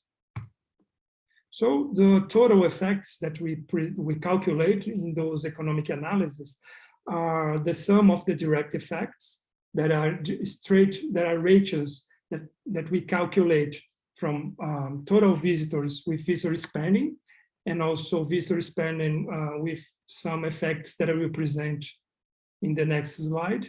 And then we use the multipliers to calculate indirect effects and induced effects, that when the money circulates in the economy and does this multiplication effect. We have many different ways to present those economic effects, these economic effects, but the most common are direct output and how much are the sales, basically the sales that happens with the money from the tourists spend in the local economy. Income, how much income is generated, how much employment jobs are generated, value added to the local economy or the national economy, the GDP, and also taxes, how much taxes are generated through those economic effects. So to illustrate, I will present a case study where we calculated the economic contribution from 120 national protected areas of Brazil. So this is a national level analysis in 2018. So we have the economic contributions of the protected areas of Brazil. Number of visitors in that year was 12.4 millions. The average spending per visitor was between $10.49 to $60.95 was the average ranged between these two amounts. And the economic multipliers were in the national level were between 2.17 and 4.13 to do the calculations. This is important to state that this is in the national level, so multipliers are higher. Normally, multipliers range between 1 and 2 at local level and also state level. So here we have a normal table that we see in this economic analysis, where we present the direct and total effects of visitor spending at national scale, in this case in Brazil 2018. On the left, we have spending categories where we use these ones, accommodation, meals, gas and oil, local transportation, activities and guided tours, other expenses, retail sector, and wholesale sector. Because we divide in categories to interview the tourists, the visitors, and also the multipliers are different for different industries when we do this analysis. On the top, we have the effects that represent the results. So we have output in $1 million, jobs generated, personal income, and value added to the Brazilian economy. And on the bottom, we have the results of direct effects, secondary effects that are the indirect and induced effects, and total effects. So just to summarize the impact in Brazilian economy, as output, total effects were about $2.5 billion in sales in Brazil, generating almost 90,000 jobs, just the tourism protected areas in Brazil, in the national protected areas, generating a personal income for owners and employees around $666 million, and a value added to the Brazilian economy of almost $1 billion. These are really important numbers for Brazil, and it starts to make a difference for stakeholders to understand the importance of the Brazilian economy, the visitation for the Brazilian economy.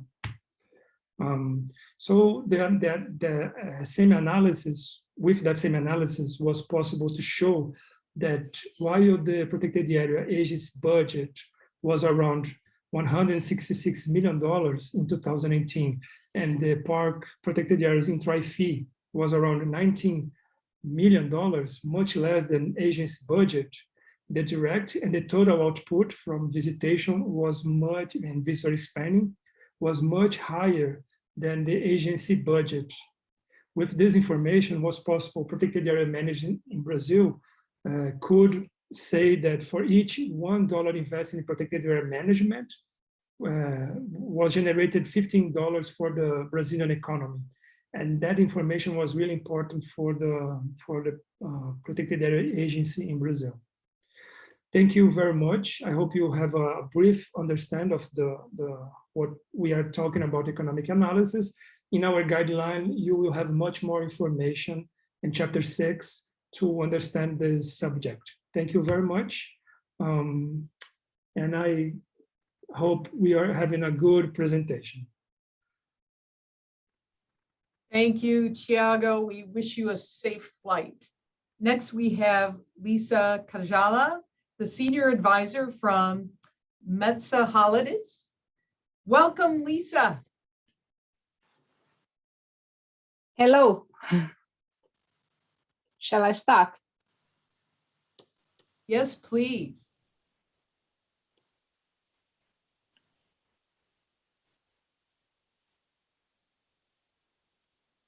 All right, just a second.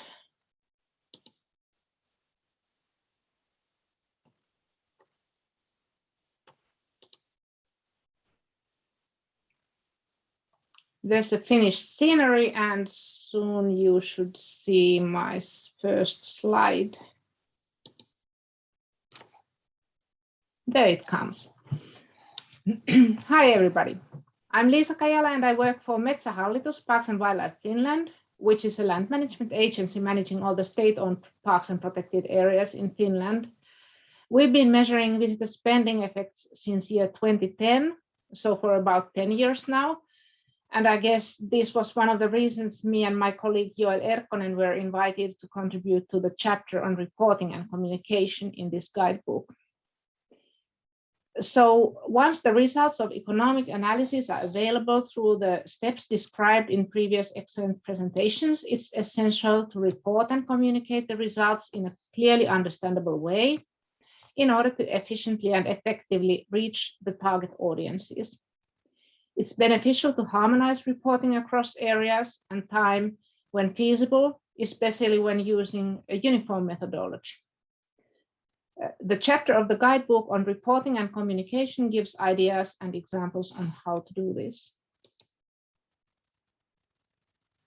Visitor information is important at various levels, from a single protected area to regional and national statistics.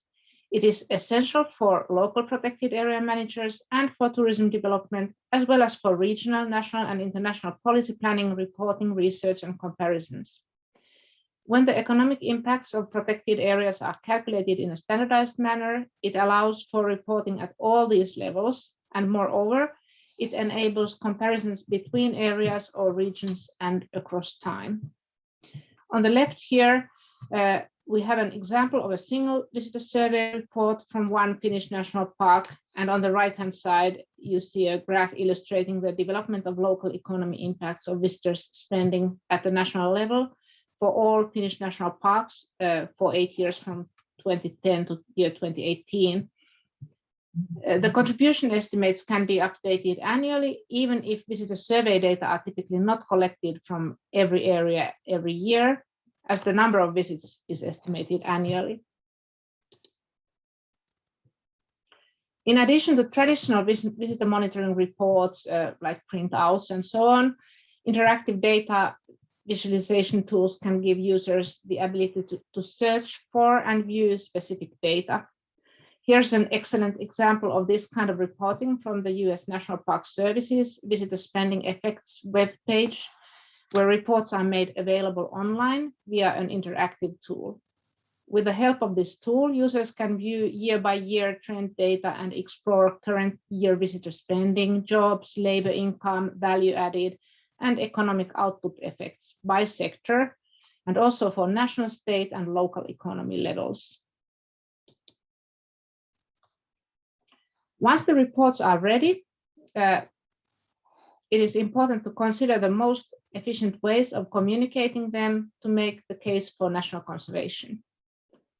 One powerful way of illustrating the importance of visitor spending effects is to compare the economic effects of visitation to protected area budgets, as we saw from Tiago's presentation already. This way, we have been able to illustrate, for instance, in Finland, that public money spent on management and services of national parks and other protected areas comes back manifold to local economies through private businesses and jobs. Finally, for the results to be effective, they should be, of course, communicated to target audiences through appropriate media and communication channels.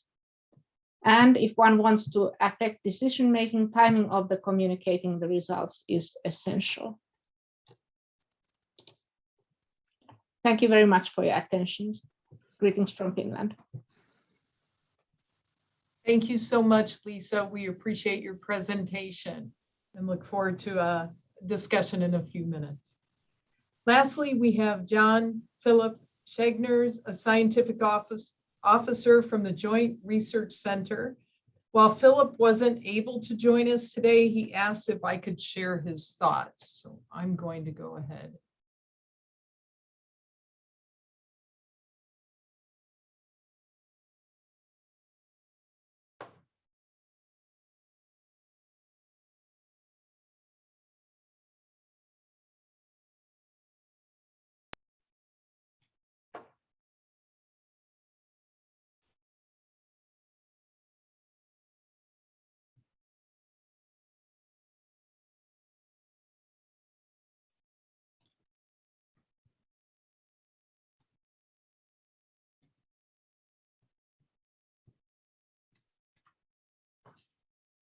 Okay, so as we have seen, the visitors count guideline can help with the compatibility and comparability of visitor counts and economic impact results, and handholds users through an economic analysis process, including how to do visitor surveys and visitor counts. The guideline helped protected area managers to understand what visitors spend, the indirect of their spending at local businesses, and induced effects of that spending in the economy. We have been disseminating the guidelines through the IUCN, UNESCO, BIN, and other networks, but recognize there is also a need to provide training and build capacity among protected area practitioners on how to actually use this tool. To supplement this session, we are planning other initiatives as well. We are initiating the development of a massive open online course, or a MOOC, funded by the EU's BioPAMA program. The MOOC will be a training resource that will help protected area managers to measure their economic impacts over time. PowerPoint presentations with accompanying scripts will be developed. These will explain and illustrate each step of the economic analysis clearly so that park managers can follow them. A webinar series will be organized with speakers drawn from among the authors of visitor counts and opportunities for discussions, questions, and clarifications. These webinars will be recorded and will become the core material for the MOOC recordings and will be shared online and accessible to people wanting to take this course. An exam will actually be developed that people can take to test their learning. Kelly, can you share this in full screen mode, please? It's in the presenter view. Oh, I'm so sorry.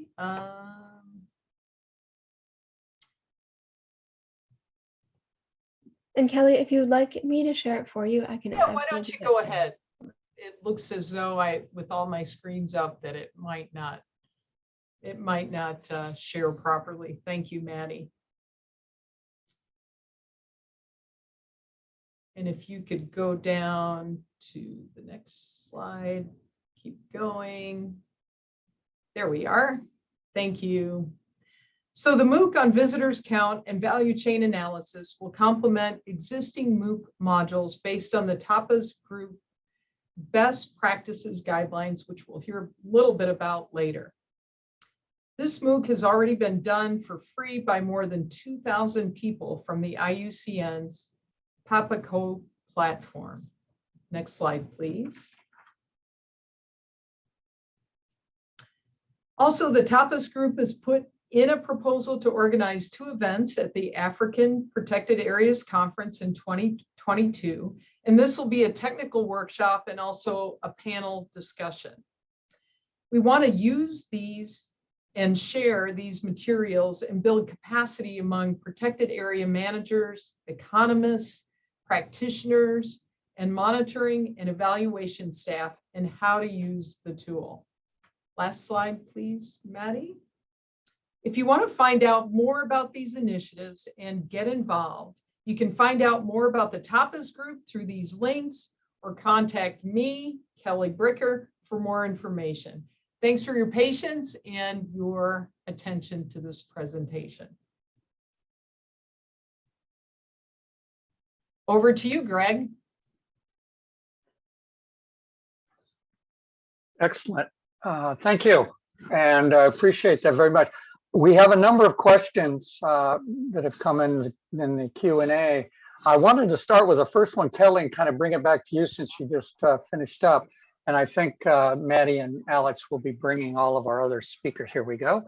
The first question was, who's taking care of the MOOC, if I pronounced that correctly? Who manages that? I believe it's a consortium of folks, but go ahead, Lisa. Did you have? Yeah, I don't know whether, Lisa, you want to handle that? And then I have some other questions for our panelists. MOC, should I know? Yeah, I can't answer that myself. Greg, I can say that that will be available through our network, the Tapas group.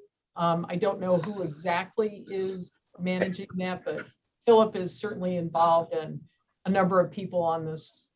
Okay, terrific. Yeah. Yeah, I'm sorry. Even though I'm in Europe, I don't know. No worries. Yeah, I'm not able to answer that. Let me tee up a first question for Manuel that came in. What about qualitative statistics about the visitor's experience? The question is, I believe this would be very useful as the existing quantitative ones are as well. And Manuel, if you would take that first, and then of course I'll open that up to Catherine and Lisa as well. You know, we all deal with both quantitative and qualitative. And so that the question is qualitative statistics, how important and what key ones related to visitors' experience. Yes, we have to keep in mind the qualitative statistics as well, but I think to make how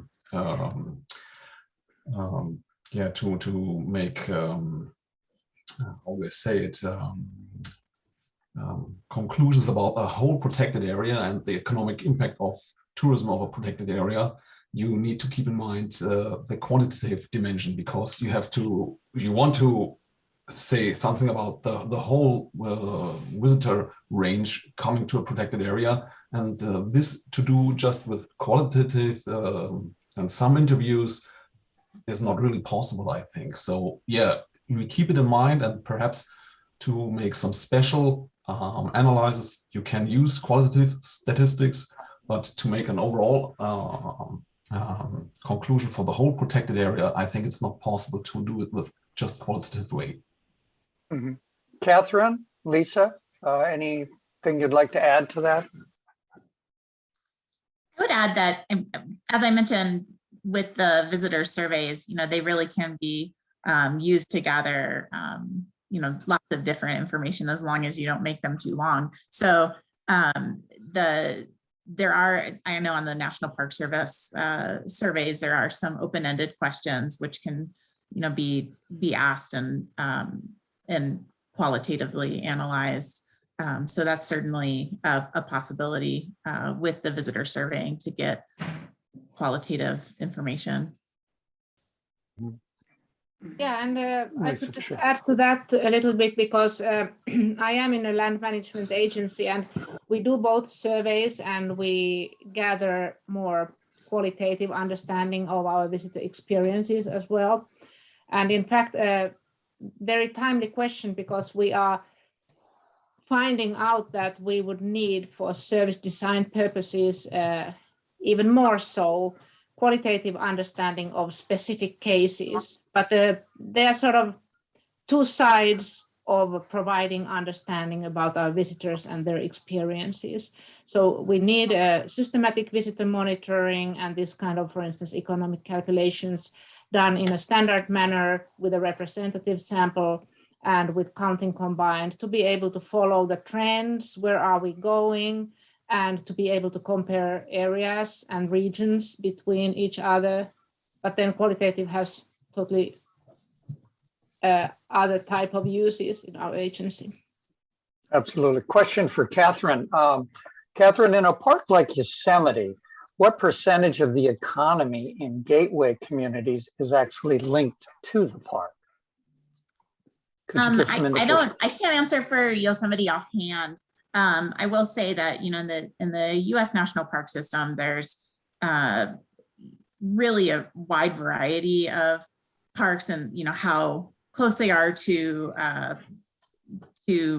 city centers or really in rural environments is going to affect very much how much the local area around the park is boosted by the park and the portion it accounts for. So it's really variable from park to park. And certainly in some areas, the presence of the park is a very important and big piece of the surrounding local economy. Okay, great. Question for all panelists, and you can let me know who would like to address this first. Could you please elaborate on how you take into consideration leakages? Visitor spending that goes directly to import to serve the visitor, for example, non-local food or non-local owners, rather than staying in the community. I don't know who would like to address that first. It's open for anyone. I can speak to that. So Catherine, go ahead. First of all, so the surveys asked specifically just for local area spending. So we're starting only with spending that occurs in the local area. And then in the United States, the economic model that we use has information on retail margins and also on trade flow information so we're using average trade flow information for the region to estimate the portion of local area spending that is retained within that local area and the portion that is leaked out through imports. So it's part of the economic data that we use. That's terrific. Manuel or Lisa, would you like to expand on that from your perspectives regarding considering leakage? And I might mention that, yes, we are using the similar kind of model adopted originally from the US National Park Service methodology. So we are doing our best with leakages with finished data. We don't have the in-plan model or what do you have in the United States these days. So we have a little bit less detailed data, but we still can take into account leakages, certainly, with the same methodology as Kathy just described. Okay, so there is consistency in the methodology. Do you all feel that it's being adequately addressed with enough robustness that we capture that? Yeah, I think so. In general? Okay. Yeah. Okay, wonderful. I want to also point out to all participants that there's some interesting and I think very valuable references to some additional information related to qualitative measures. So please go in there. A general question for everyone, and let me go to you first, Manuel. Why is long-term monitoring useful for a protected area? It's a wide open question, but yes, I think it's useful for a protected area to do this on a long haul because to see changes in the visitation figures and the use of a protected area is one aspect, and the second is to make change or to see the changes within the economic impact of the protected area, because structures can change from day trippers to overnight staying guests, and that has also its effects on the surrounding communities participating or profiting from the protected area tourism. And so I think, to have this in mind, you need to do such analysis from, I think, every 5 or 10 years on to do or to see these changes in visitation habits. One question I'll ask to all of you, and maybe Catherine and Lisa, you can address this. Given the very clear and present danger we're faced with the impacts of climate change, when we look at the kind of monitoring and evaluation that we're trying to do to see economic patterns, et cetera, we're all experiencing significant shifts moving forward in visitor patterns, extended shoulder seasons in protected areas and gateway communities, and projecting out. What have you each done in terms of kind of thinking about this, of how you're maybe modifying methodologies to capture information about visitor trends and spending when things are going to be changing? Ski resorts are not going to have in protected areas, whether it's forests or parks, et cetera, are not necessarily going to have as many days. So what are they going to be doing? Are these shoulder seasons extending, and what are patterns? Catherine, I sense that you probably have some thoughts on that first, and then we'll go to Lisa and Manuel. This is a question we've been getting asked for sure. And, with regard to the economic impact analysis, we don't have specific methodology at this point, though as we described, there's the components, the visitor counting, the visitor spending patterns that are combined to estimate visitor spending. And, in the US National Park Service, they are launching a systematic socioeconomic monitoring survey effort that will be surveying parks, a set of parks each year. And in some cases, there will be parks that are surveyed in different seasons. So we've been modifying our visitor spending effects model to be able to use different spending pattern data for different seasons. It's common that we have that detailed information. That is one way that we are able to approach that. And, the park system monitors visitation on a monthly basis and has for a long time. Okay. It is an excellent source of data to be able to look and see how visitation is shifting throughout the year. Their counting data has the trends that can show that over time. So we have about 1 more minute. Lisa, I'm curious from the Finland perspective. Obviously, climate change is going to have significant impacts on your visitation up there. Any thoughts on this in terms of how you're maybe adapting to that in terms of monitoring? In terms of monitoring, we have continuous electronic counters, so we can all the time see what's happening, what has happened. The forecasting is then another thing. And I think that's one value of continuous monitoring with similar methodology. We have the long trends, which allow also for doing some forecasting. Okay, terrific. We're going to need to transition. I want to thank our speakers, Emmanuel, Catherine, and Lisa, and of course, Kelly, for facilitating. And unfortunately, we're out of time. And I want to now shift. We'll have about 1 minute to transition over to our third session for this morning's session, Sustainable Livelihoods and Human Health Through Tourism. So I want to introduce Dr. Sue Snyman, our facilitator for our next session. So Sue, you there? Take it away. Thanks so much, Gregory, and welcome everyone to our third and final session of this first event. I hope that you have had a wonderful time so far and really enjoyed it.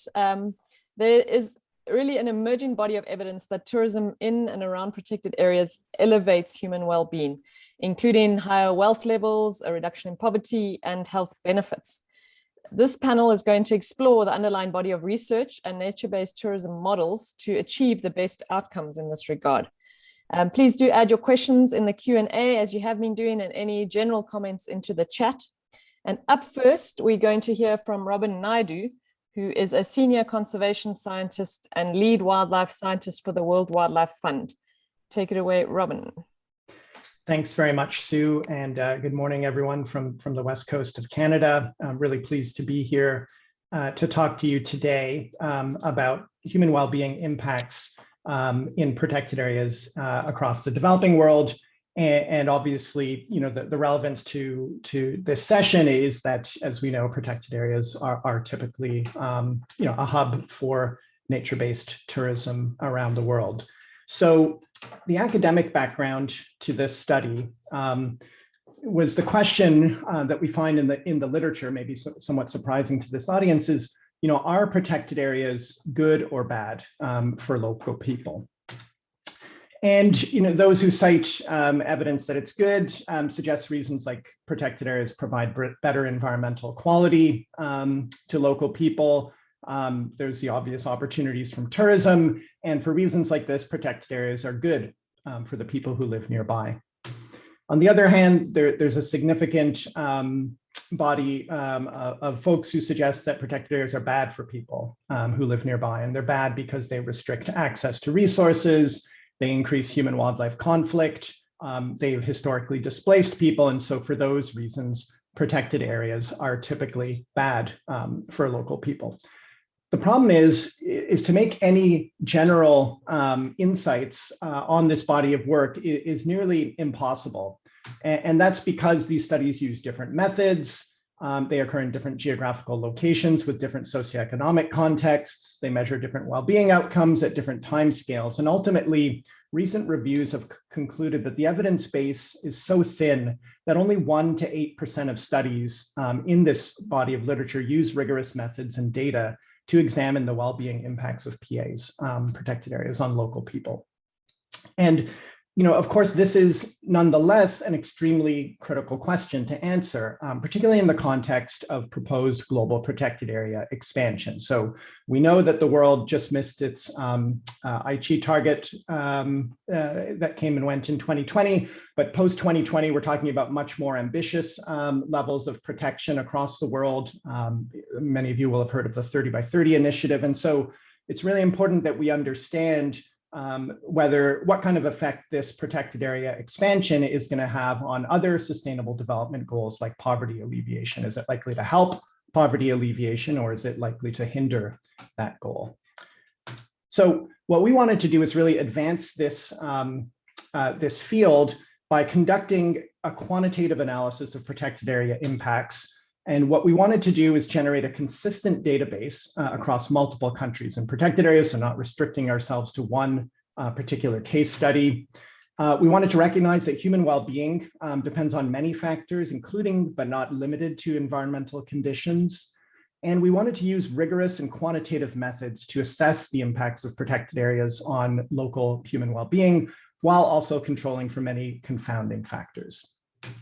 So how did we go about doing this? First, we generated a new comprehensive international database that was based on information from the Demographic and Health Surveys, which is a fantastic program that surveys thousands, tens of thousands of people across the developing world. Rather, all of this data is freely available, and they consist of household surveys that ask really detailed questions on socioeconomic status, livelihoods, health, and so forth. So we harness those data. The great thing about those data is that they're also geo-referenced, so they have a GPS point associated with it. So we extracted environmental information at all of these DHS sampling locations.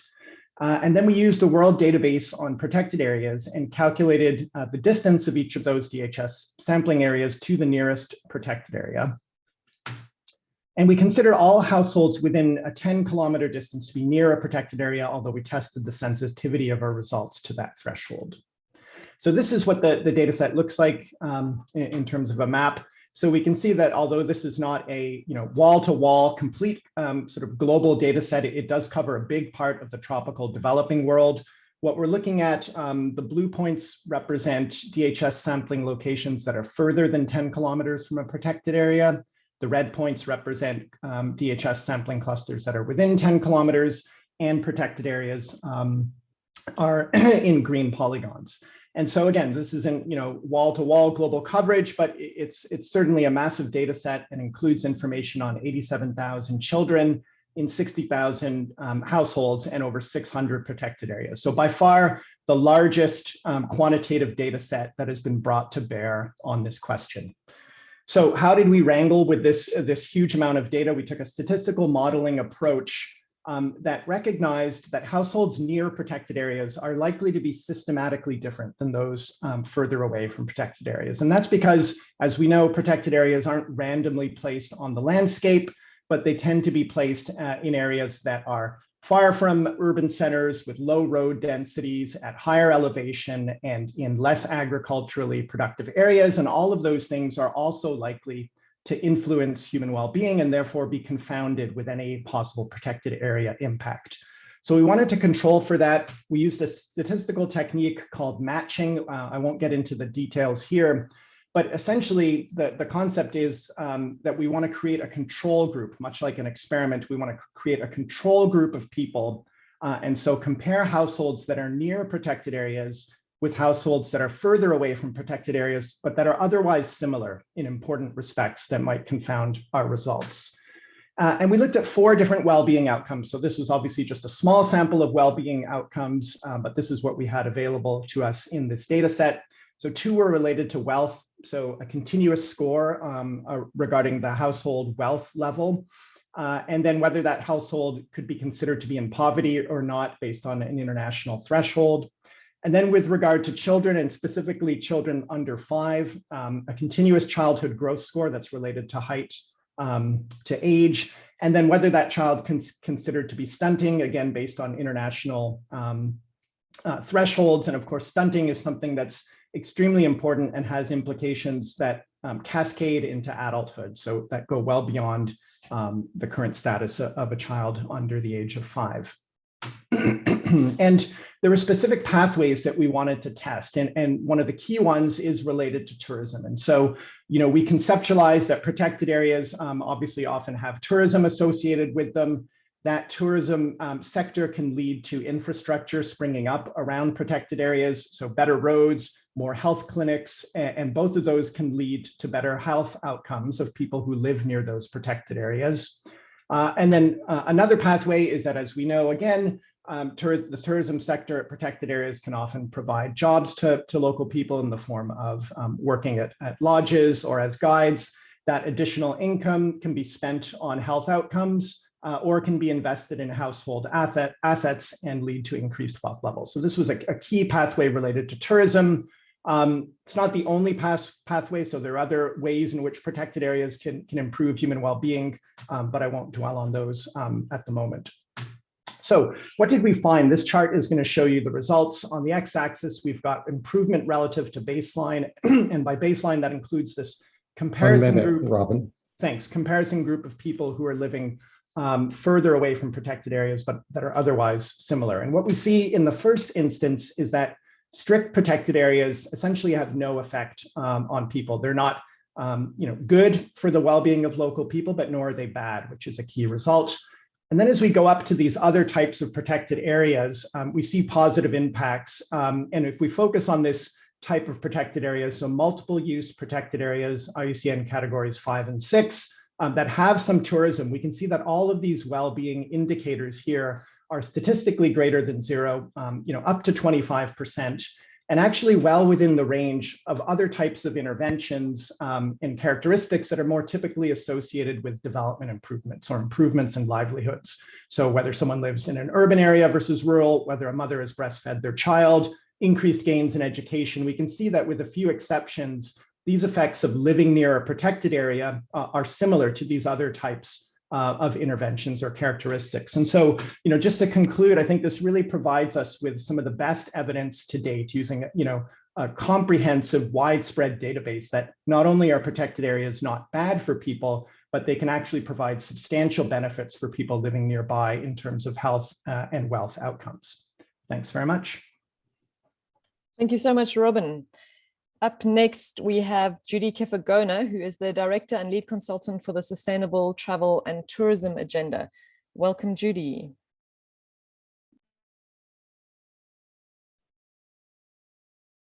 Good evening from Nairobi, Kenya, and thanks for having me today to talk about community conserved areas in East Africa.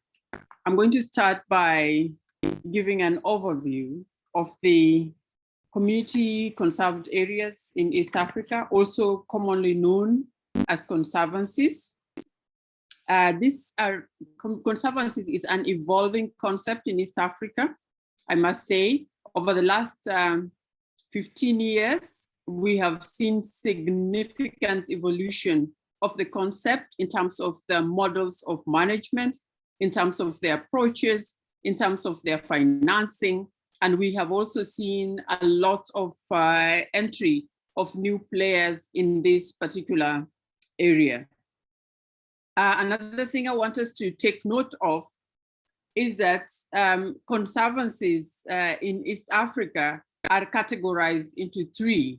You've got conservancies, community conservancies that are organized by a community that owns land together.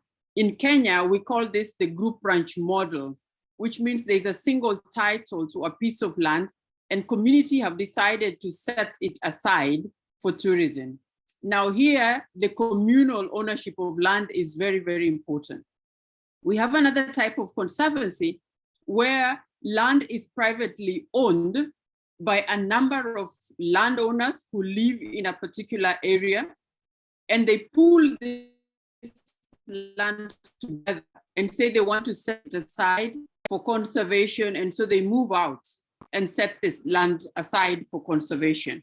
Then we've got private individuals who have large tracts of land or families, particularly in the Laikipia area of Kenya, where these individuals or families decide that they want to use their land as conservancies. So we already see three key actors in the conservancy model in Kenya. We've got communities where land is communally owned.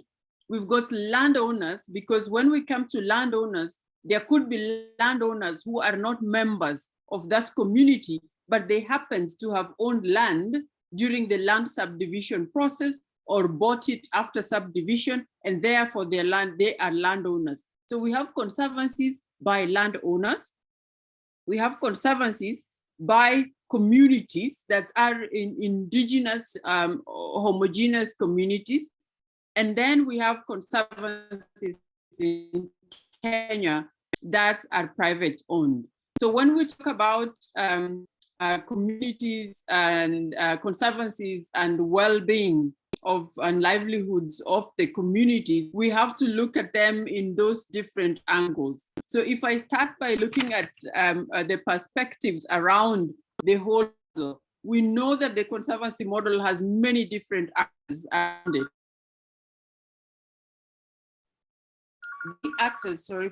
The key actors are normally the landowners, the communities, or the individuals who have set their land aside. But then we have government, who is the developer of policy, and then we have tourism investors. Why? Because one characteristic of community conservancies is that most of them are dependent on safari tourism, which means they depend on the daily rate that is paid at the gates by tourists who come to visit the conservation areas for purposes of tourism to earn revenue. So the revenue, there's a singular source of revenue that is earned directly out of this model.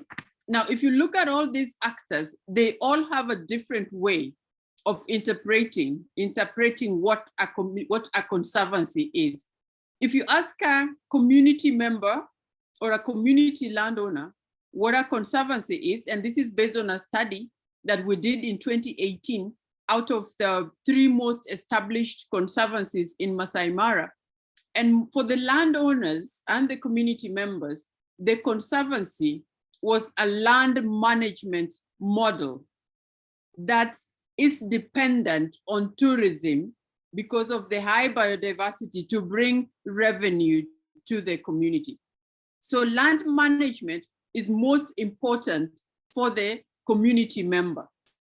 If you look at a lot of literature, and if you look at the Wildlife Management and Coordination Act in Kenya, for example, it defines the conservancy as a conservation model.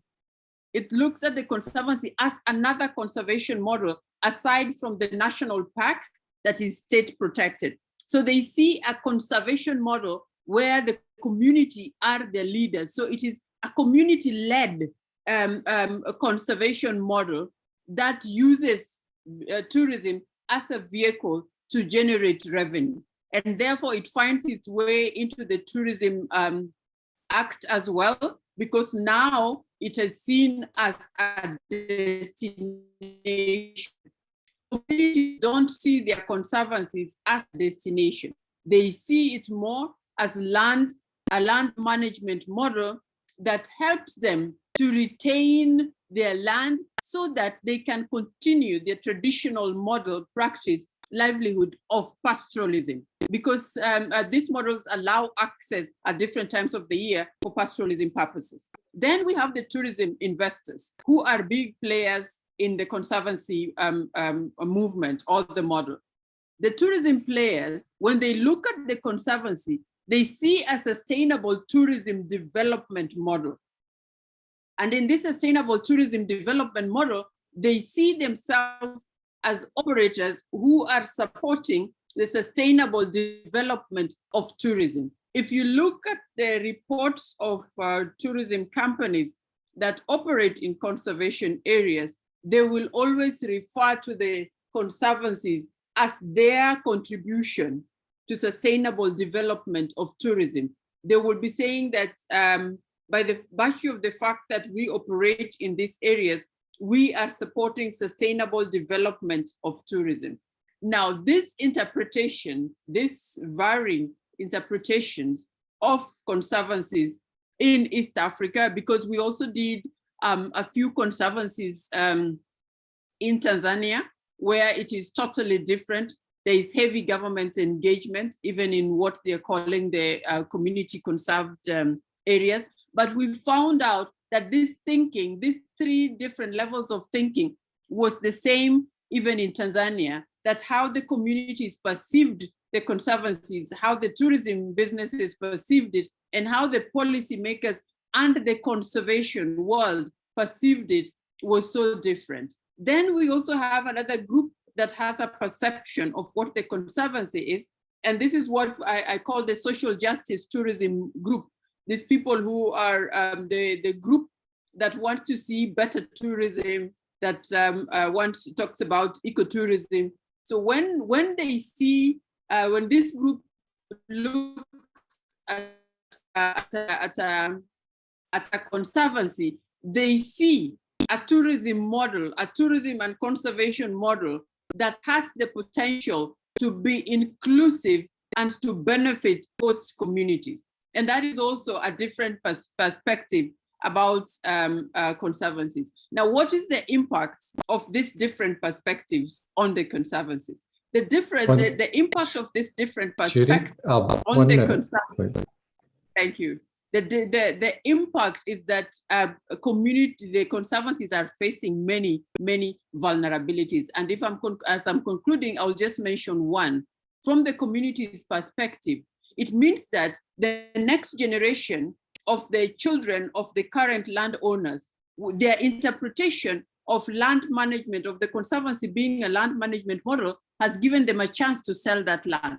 They're seeing the value of the land and they want to sell it because it has gotten higher value out of protection. So the highest risk to the conservancies in East Africa today is the perception that this is a land management model, and therefore as the land increases value, you can take it to the market. Thank you. Thank you so much, Judy. We are going to cross the ocean now from Kenya and head to Arizona, where we have our next speaker, Dr. Kelly Bricker, who is the professor and director of Hainan ASU Joint Tourism College at Arizona State University. Welcome, Kelly. Thank you so much, Sue. Pleasure to be here. And I'm going to share some thoughts on benefit sharing related to parks and protected areas, specifically on tourism. And this work comes out of a special issue that Sue and I did a couple of years ago. Next slide, please, Maddie.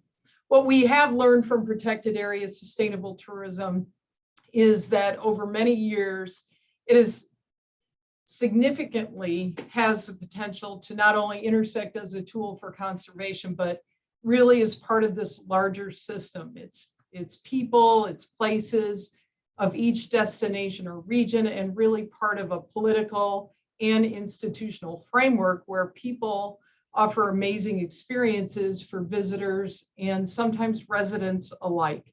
The pandemic, however, is dramatically changing all of this and has caused a systemic shock with widespread implications. Protected areas are part of this socio-ecological system, and as such, communities living in and around protected areas are impacted. And when evaluating the relationship between a healthy planet and sustaining healthy people, communities, nations, and the intricacy of this vast web of interrelationships really becomes clear. Think of global climate change as an example. Next slide, please. Individual human beings can deliver health benefits to the planet, while a healthier planet can reciprocate through several ecosystem services, a few of which are shown here. These services fill not only fundamental biological needs, but also cultural and recreational, aesthetic, and spiritual well-being needs. People depend on the planet for medicines that originate from diverse types of ecosystems. And healthy ecosystems also help us understand disease, support the food web on which people depend, and reduce the risk of contracting infectious diseases. Next slide, please. For the purposes of this presentation, benefit sharing is defined as a commitment to channel some returns, whether monetary or non-monetary, back to the range of designated participants, affected communities, source communities, or source nations. Next slide, please. Next slide, please. These benefits can include both tangible and intangible benefits, ranging from direct financial benefits from protected areas to the ability to use natural resources within protected areas to ecosystem services resulting from the conservation of these protected areas. Next slide, please. Yet many of these benefits are difficult to measure and are often even more challenging to communicate to those living in and around a protected area. Next slide. And as research has shown, that even the communication and measure of tangible financial benefits from, for example, tourism in protected areas is on sometimes an ad hoc basis, with many governments being unaware of the total contribution of their economies. Next slide.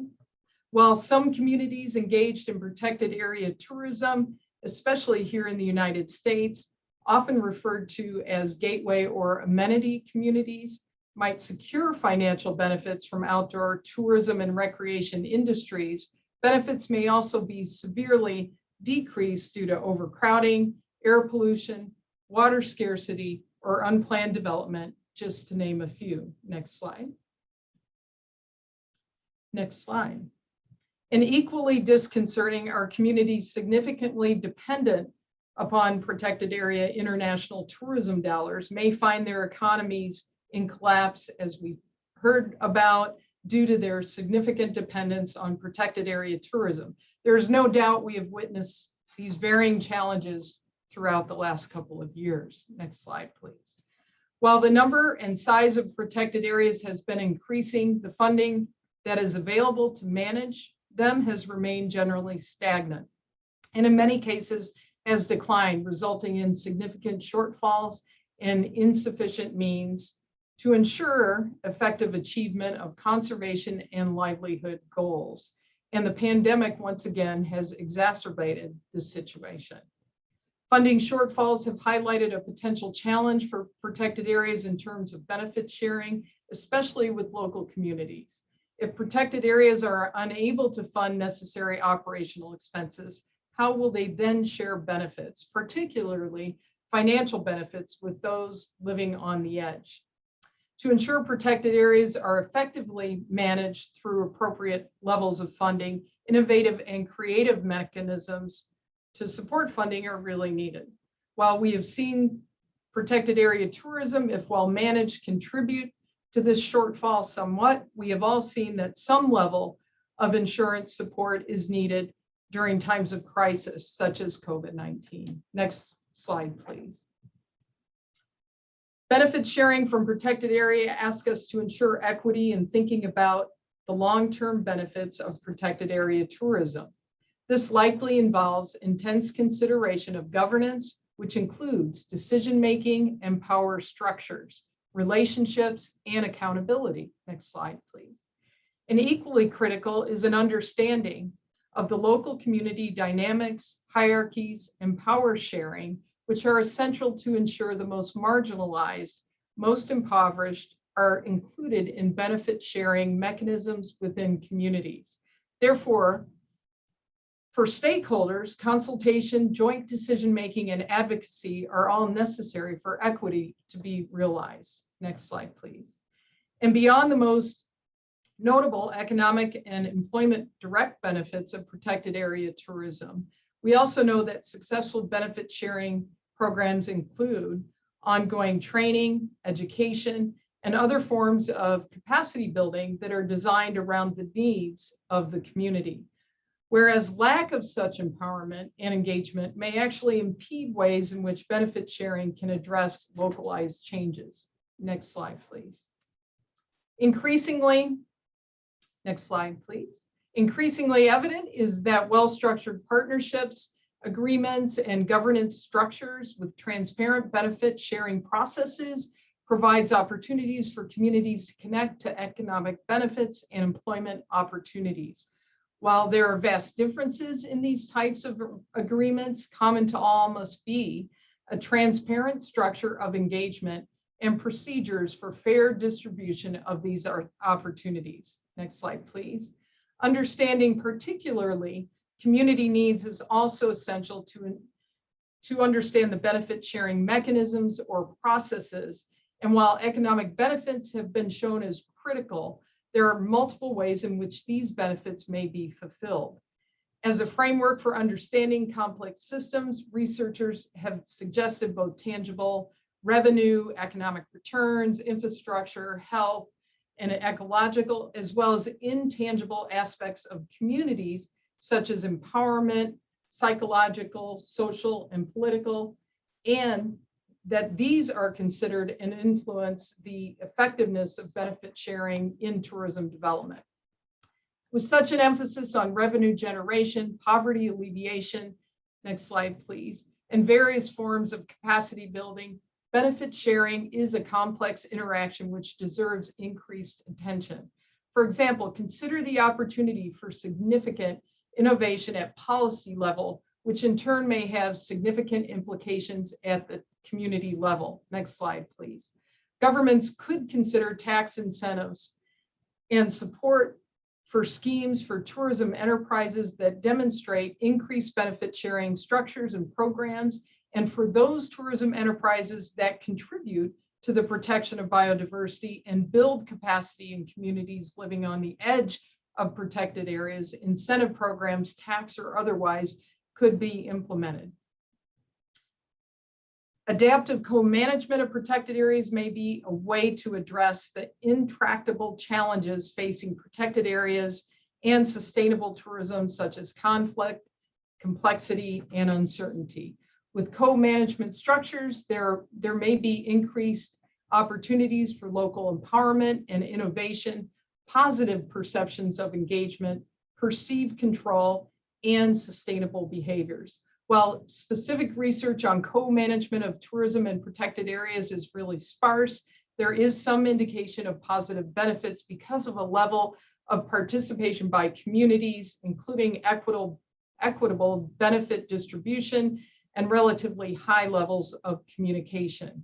So recently, in thinking of ways to ensure resilience in times of crisis, such as COVID, Ayers and Launer have suggested novel funding opportunities that could benefit communities and protected areas in crisis, such as diversifying income streams, reducing sole reliance on protected area tourism, implementing novel funding opportunities such as 401ks for nature, endowments or emergency funds, or something like a COVID tourism tax. In addition, 1 minute, Kelly. Thank you. In addition, we have seen some destinations, next slide, please, take advantage of opportunities to bolster regional tourism, virtual tourism, as well as using skill sets of tourism operators for community good, such as rural vaccination programs and emergency management services. Next slide, please. Research and programs have taught us that active institutional structures and support, the establishment of good governance policies and practices, and clear benefit distribution plans, community engagement, empowerment, all play a role in addressing the challenges and promoting a more positive and sustainable benefit sharing model. Thank you. Next slide, please. Very much. Thank you so much, Kelly. Up next, we have Teresa Pastor, who is the Project Development and ECST Manager from Europark. Welcome, Teresa, over to you.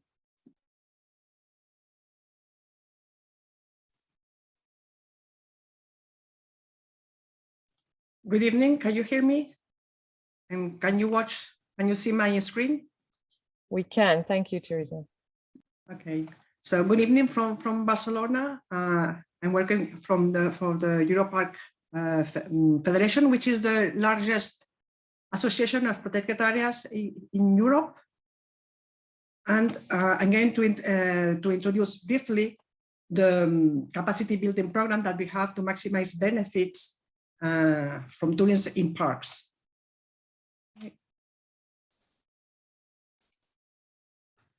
So Europark, we have a management tool to manage sustainable tourism. We have been very successful already for over 20 years.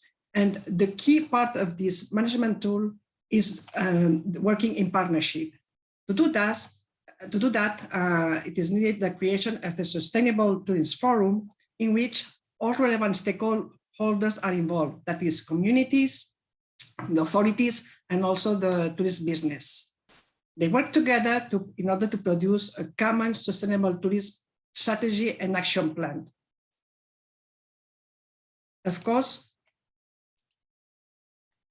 working, involving different type of people is not an easy task. You need to have very good communication and negotiation skills. This is why from Europark, we organized a first online course on communication and stakeholders involvement.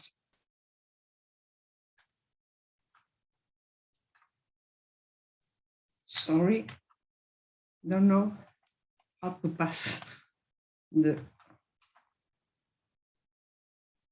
Sorry for that, because I don't know what's going on. If you click on the slide, Teresa, just on. Oh, yes, here. Okay, yeah. Now. Okay. So in this course, which is online course based on the Moodle platform, it's part of a European project, we specified the different parts of a communication strategy, putting a lot of attention on how to identify, understand, and communicate with the stakeholders. Of course, we also talk about objectives and channels and tools and implementation of the communication strategy and how to evaluate it. In this course, we also provide personal communication competencies, which are at the core of a good communication, with competencies such as active listening and effective questioning, universal emotions and nonverbal communication, and negotiation and conflict resolution. Also, we have delivered another online course to help managers to implement the action and strategy for tourist sustainable in their parks. This course is also delivered in the Moodle platform. It's part of another European project, the Sustainable Tourism Training for Tomorrow project. It's a free course, which is available in English, French, Spanish, and Italian. And it's composed of 9 different modules, which focus on all the different important tasks and actions that such a plan should include. The first module focus on landscape and biodiversity heritage. The second one focus on conservation through tourism, with such actions such as encouraging tourists to deliver donations, for example, or to engage in volunteering activities.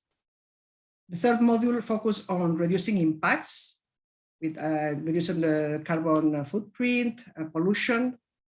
The fourth module focus on accessibility and facilities, with a special focus with people with special needs.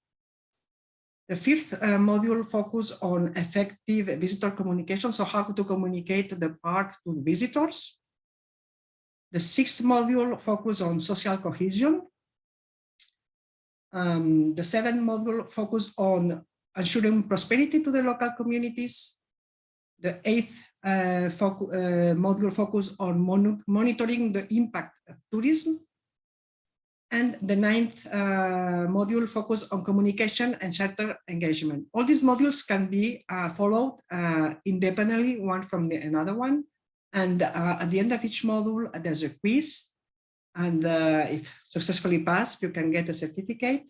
If you are interested in following this course, you just type in your browser, Sustainable Tourism Training for Tomorrow, and you will be directed it.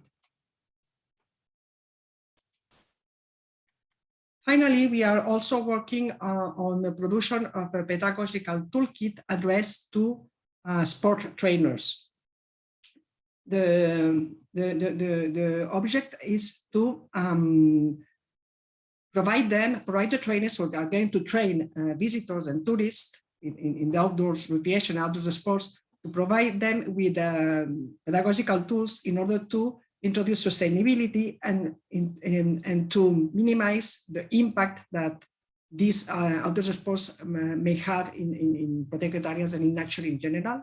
So we have already identified or individual sports, mountain sports such as hiking, orienteering, mountain biking, water sports such as kayaking or sailing, and winter sports such as snow skiing. So we have already identified the main impacts these sports exert in the protected areas, such as disturbance to wildlife, overcrowding, littering, and now we are in the process of developing this pedagogical tool with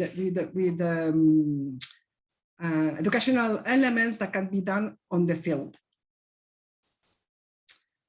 Of course, continuous improvement is key to have to deliver a sustainable destination. So this is why we need to adapt to the new times, to the new situation, and now we are living a special times, of course, with not only because of the pandemic, but also because of the climate and biodiversity crisis. So we have new situations. We need new capacities to be built on. So at least in Europe, we have detected, or we have had a high increase of visitors in protected areas, but with especially with a new profile of visitors. So we are getting more local and domestic tourists, more families with children. Has been an increase of the use of private car, and many of these newcomers are not so familiar with the park regulations. So managers that are dealing with the promotion of tourism, sustainable tourism in their parks need to improve other skills to get new capacities. So from Europark, we will like to work now on providing capacities on the promotion of creative and innovative thinking, so to be ready to find new solutions to all these new situations, to know better the different type of visitors and their real needs. It's not the same family that experienced hiker. To manage large influx of visitors, specifically in specific parts of parks. To have a sustainable mindset, to introduce sustainability in all aspects, in all services provided by the park, to provide effective communication and to use real-time technologies that are currently available. And of course, to cooperate and work in partnership, because this is key to deliver sustainable destinations. Teresa, 1 minute. Yeah, so as I said, continuous improvement is key for sustainability. And this is what Europark helps managers to do by providing networking opportunities, by organizing exchanges, by organizing webinars, by organizing this kind of capacity building tools that I have just presented to you. And I leave here my contact name and my email address. If someone wants to further inquiries, please write to me. And I invite you to visit our website where you will find all these tools. Thank you.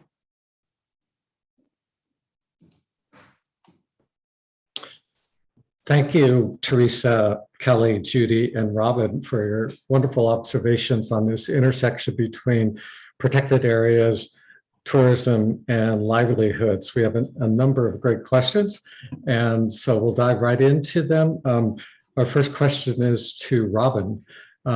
Is there a critical size or relationship with the size of protected areas to have a substantive influence on local economies and households? A good example is the small island developed states in the Eastern Caribbean, where the protected areas may only be 10 hectares. Robin? Yeah, thanks, Jim, and thanks for that question. And I guess the two answers. The short answer is we didn't examine that specifically in our study, even though we could have. So we do have information on the size of protected areas, but we didn't explicitly consider that in our well-being simulation. So I can't say anything quantitative from our results on that front.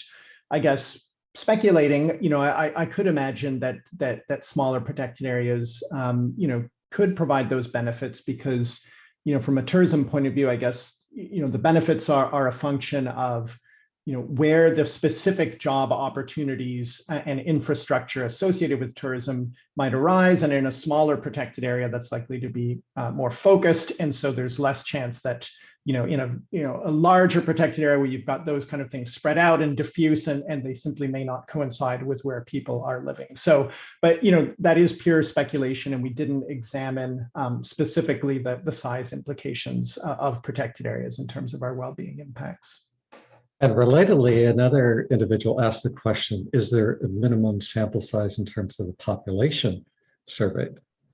Yeah, that's a great question. And we use these existing demographic and health surveys for our work. So we didn't go out ourselves and sort of conduct these studies. And if we had, we might have done it differently. But of course, it's extremely difficult to do that across 34 countries and all of these different protected areas. So, I think it does bring up the point. I saw that question was also asking about the sort of temporal nature, the sort of the influence of time. And that's something that our study didn't deal with, but I think it would be great to do this in particular locations. So to really track well-being outcomes over time so that we can see how, positive, potential positive impacts of protected areas sort of cascade through time from park establishment and going forward. So we weren't able to do that in our study, but I think it would be very useful to do that in particular places. And we have a question, actually, there are two questions, and this is for Judy. For the conservancies, there are obviously different models in terms of who puts up the upfront capital and revenue sharing and the management of those of the tourism properties and experiences.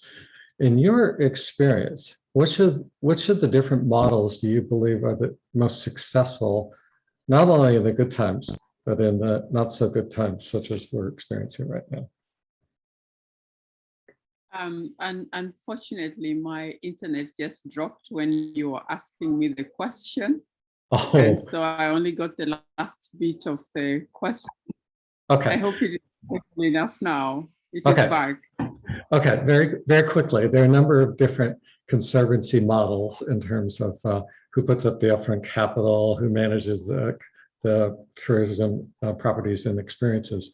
And which model, I mean, from your perspective, which models do you feel are the most successful, not only in the good times or the bad times, in terms of benefiting communities?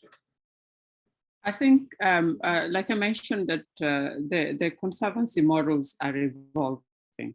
What we have learned from Kenya is that different models work for different places. And like I mentioned at the end of my presentation, the land management model is very, very important for the success of any conservancy in Kenya. If the land is not secure and protected, it doesn't matter what else you have, because then that land is vulnerable. It can change uses at any given time, and it can change owners at any given time. So the only constant that makes a conservancy successful in East Africa today is that the land has got to be secured. Today, the land in conservancies is secured using ordinary land management security, which means you register the title and put a caveat in the title that this land is now under protection and it can't be sold. From our experiences in conservancies in Masai Mara, you can still go to court and say that I now want to use this land. I have much need for it than conservation. And the law can actually, the courts can actually grant you alternative use for that particular land. So the only constant for success in the conservancy model today is the protection of the land. Without that, it doesn't matter which kind of tourism business is there, how responsible they are, how committed the community is, how much donor funding has been pumped in, that will not save the land if the land protection model is not the right one. Right. Follow-up.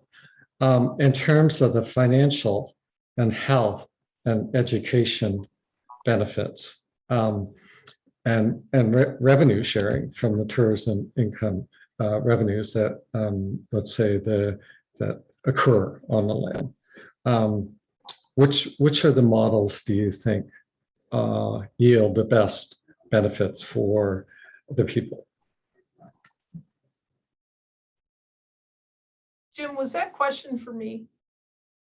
No, that was for Judy. For Judy Right. again, the follow-up question. Thank you. Oh, okay. I thought that was for Sorry. Yeah. In terms of benefits for the community, if we are talking about, I'm trying to avoid the use of the term best model because we are going through an evolution.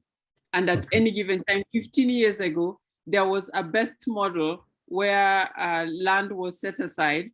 Landowners were paid a fixed monthly income, and the land was then registered and protected. 15 years later, we are seeing quite a mix of that, where landowners now want to be investors. They don't just want to be paid for setting aside their land. They now want to earn equity. They're like, okay, what is the value of this conservancy? What is the equity? If it's going to be an equitable model, we don't want to be paid some fixed rate for the parcels of land that we have put in. We now want to understand the entire value of the land plus the biodiversity in it and its accrued value over time, and we want a share of it. And they're now talking about, do we get 75% share and the investors get 25%? These are discussions that are now emerging in 2021, especially after the COVID crisis, that actually showed that the conservancy models were so vulnerable because by May 2020, landowners were on 50%, well, actually they were on zero for 3 months, and then it went to 50% of the rate that they were receiving because donors quickly came in and supplemented their conservancy income. Without donor funding, the landowners in the current model would have been at zero income for the entire of 2020 and 2021, which has been heavily supplemented by donor funding. Now, that kind of funding is not sustainable for the conservancies today. A different innovative financing model has to be found. And that is why now the questions of equity are being discussed so that conservancies can have reserves. The model that we have today does not allow for conservancies to have reserve. So we've had a lot of learning models. We don't have best models. We've got working models. And all of them, whether it comes to benefit sharing with communities, whether it comes to, we're talking about access to financial finances from different sources, whether we're talking about biodiversity protection, all these models are emerging. And every other 5 years, I have seen significant changes, right from mindsets of landowners, what they were when we first saw the first conservancy in Masai Mara 20 years ago. That landowner is not the same landowner today. They're thinking very differently. They're asking very different questions than they asked 15 years ago. And so what was great for them in 2006, it's not as valuable today. And that is why they're talking more and more of equity, and they're talking about shareholding today. They want to be shareholders in the businesses. They want to own the businesses and have operators come in and operate on management leases. They are thinking, and it is also because the first generation that signed leases for conservancies in Kenya is different. Somebody who was 20 years when their parents signed into the conservancy is now 45, and they're the ones in charge, and they have gone to school, and they're telling their parents, no, we can't continue like this. We have to have different value. We have to start thinking about this land very differently. It's no longer agricultural land. It is now economic, it is land with economic value. It is no longer pastoralist land that is looked at in terms of how much cattle it would hold and how much maize will be grown on it as an alternative, because that was the basis of calculating what the landowners get. The 45-year-old who was 20 years then, is saying to everybody, including the donors, that we are thinking differently about this land. They are calculating carbon and saying, what will be the equivalent? What about if we left it aside and there was no tourism and we just used them as carbon sinks? What will be the value that we will get out of it? Is tourism giving us good value for money? For the first time, landowners are questioning the value of tourism. In 2006, it seemed like it was the only vehicle that will be used by conservancy. Today, they are questioning the value of tourism. They're asking, are there alternatives to tourism that can bring value to this land? Thank you, Judy. And for the rest of the panelists, this brings up the questions during the pandemic. Many individuals and organizations have asked the question: should we be investing more in diversifying other activities in and around protected areas to diversify revenue streams other than tourism? So I will open up the floor to any of you to give your thoughts on that question. I'm happy to jump in for a second. I absolutely believe that diversity, we know biodiversity is critical for a healthy planet, and I think economic diversity is critical for a healthy community. And that diversity could come, our example in Fiji is when tourism totally stopped, farmers were able to go back to their fields and still provide not only subsistence, but commercial value agriculture to their communities during a pandemic. The skill sets that are used, I think, are really important. They can be transferred to reaching rural communities for vaccination programs. So I think diversity and thinking about the skill sets and the capacity that's being built within a community is really important. Okay. One final question for any of you. I mean, historically, government aid organizations, international finance institutions, foundations have really not comprehended fully the connection between protected areas, tourism, and livelihoods. Do any of you have any thoughts in terms of how to build the best case to prompt these organizations to invest more in what I like to call conservation travel or conservation tourism and its benefits to livelihoods?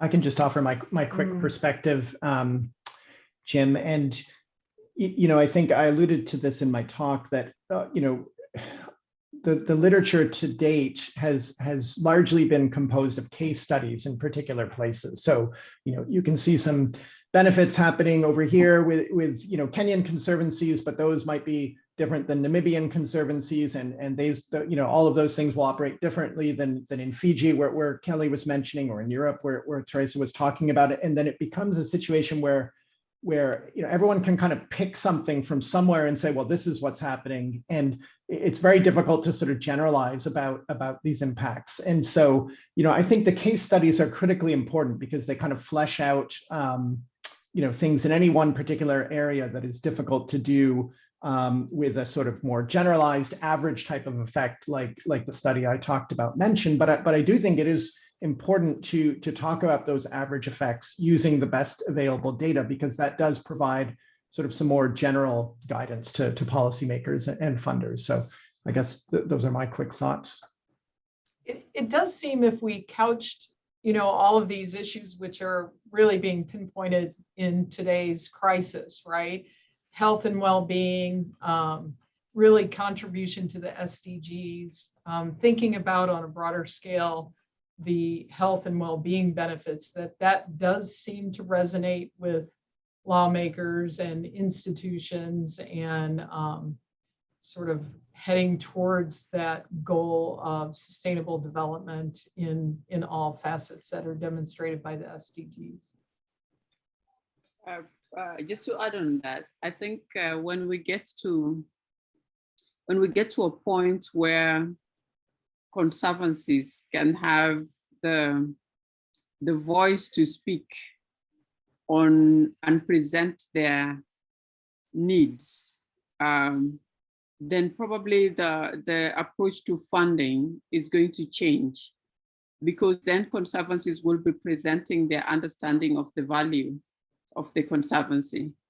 Today, like I mentioned earlier on, the different interpretations of the conservancy are interest interpretations. Everybody is interpreting the conservancy based on their interests, and that interest will drive how they engage with the conservancy. And it has also affected how conservancies receive their funding from many different organizations. Now, unfortunately, much of this funding in Eastern Africa is what I call very opportunistic.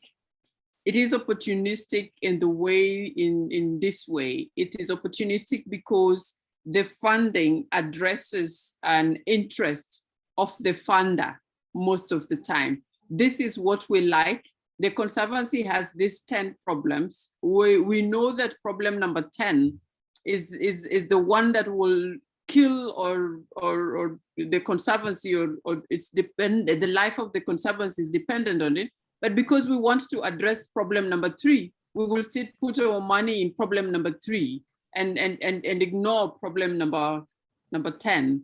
So it's very opportunistic, and that is why it is not helping the conservancies. And that's why nobody wants to talk. All these funders don't want to talk to each other, because everybody has an interest that they want to protect. And the conservancies are not yet strong enough to come out to say that, you know what, if you want to talk to us, we are now addressing SDG number 5, and that is where all our funding is going to. Well, thank you all. Unfortunately, we have run out of time, and I want to thank you for your very excellent observations on this challenging topic, not only the challenges, but also the opportunities that lie ahead. This will bring us to a close for our first session, and then we will all return back in about 6 hours from now for another group of individuals and sessions that are completely different from this, from the first session on, and it will be visitation and biodiversity conservation in protected areas and how COVID has impacted those areas.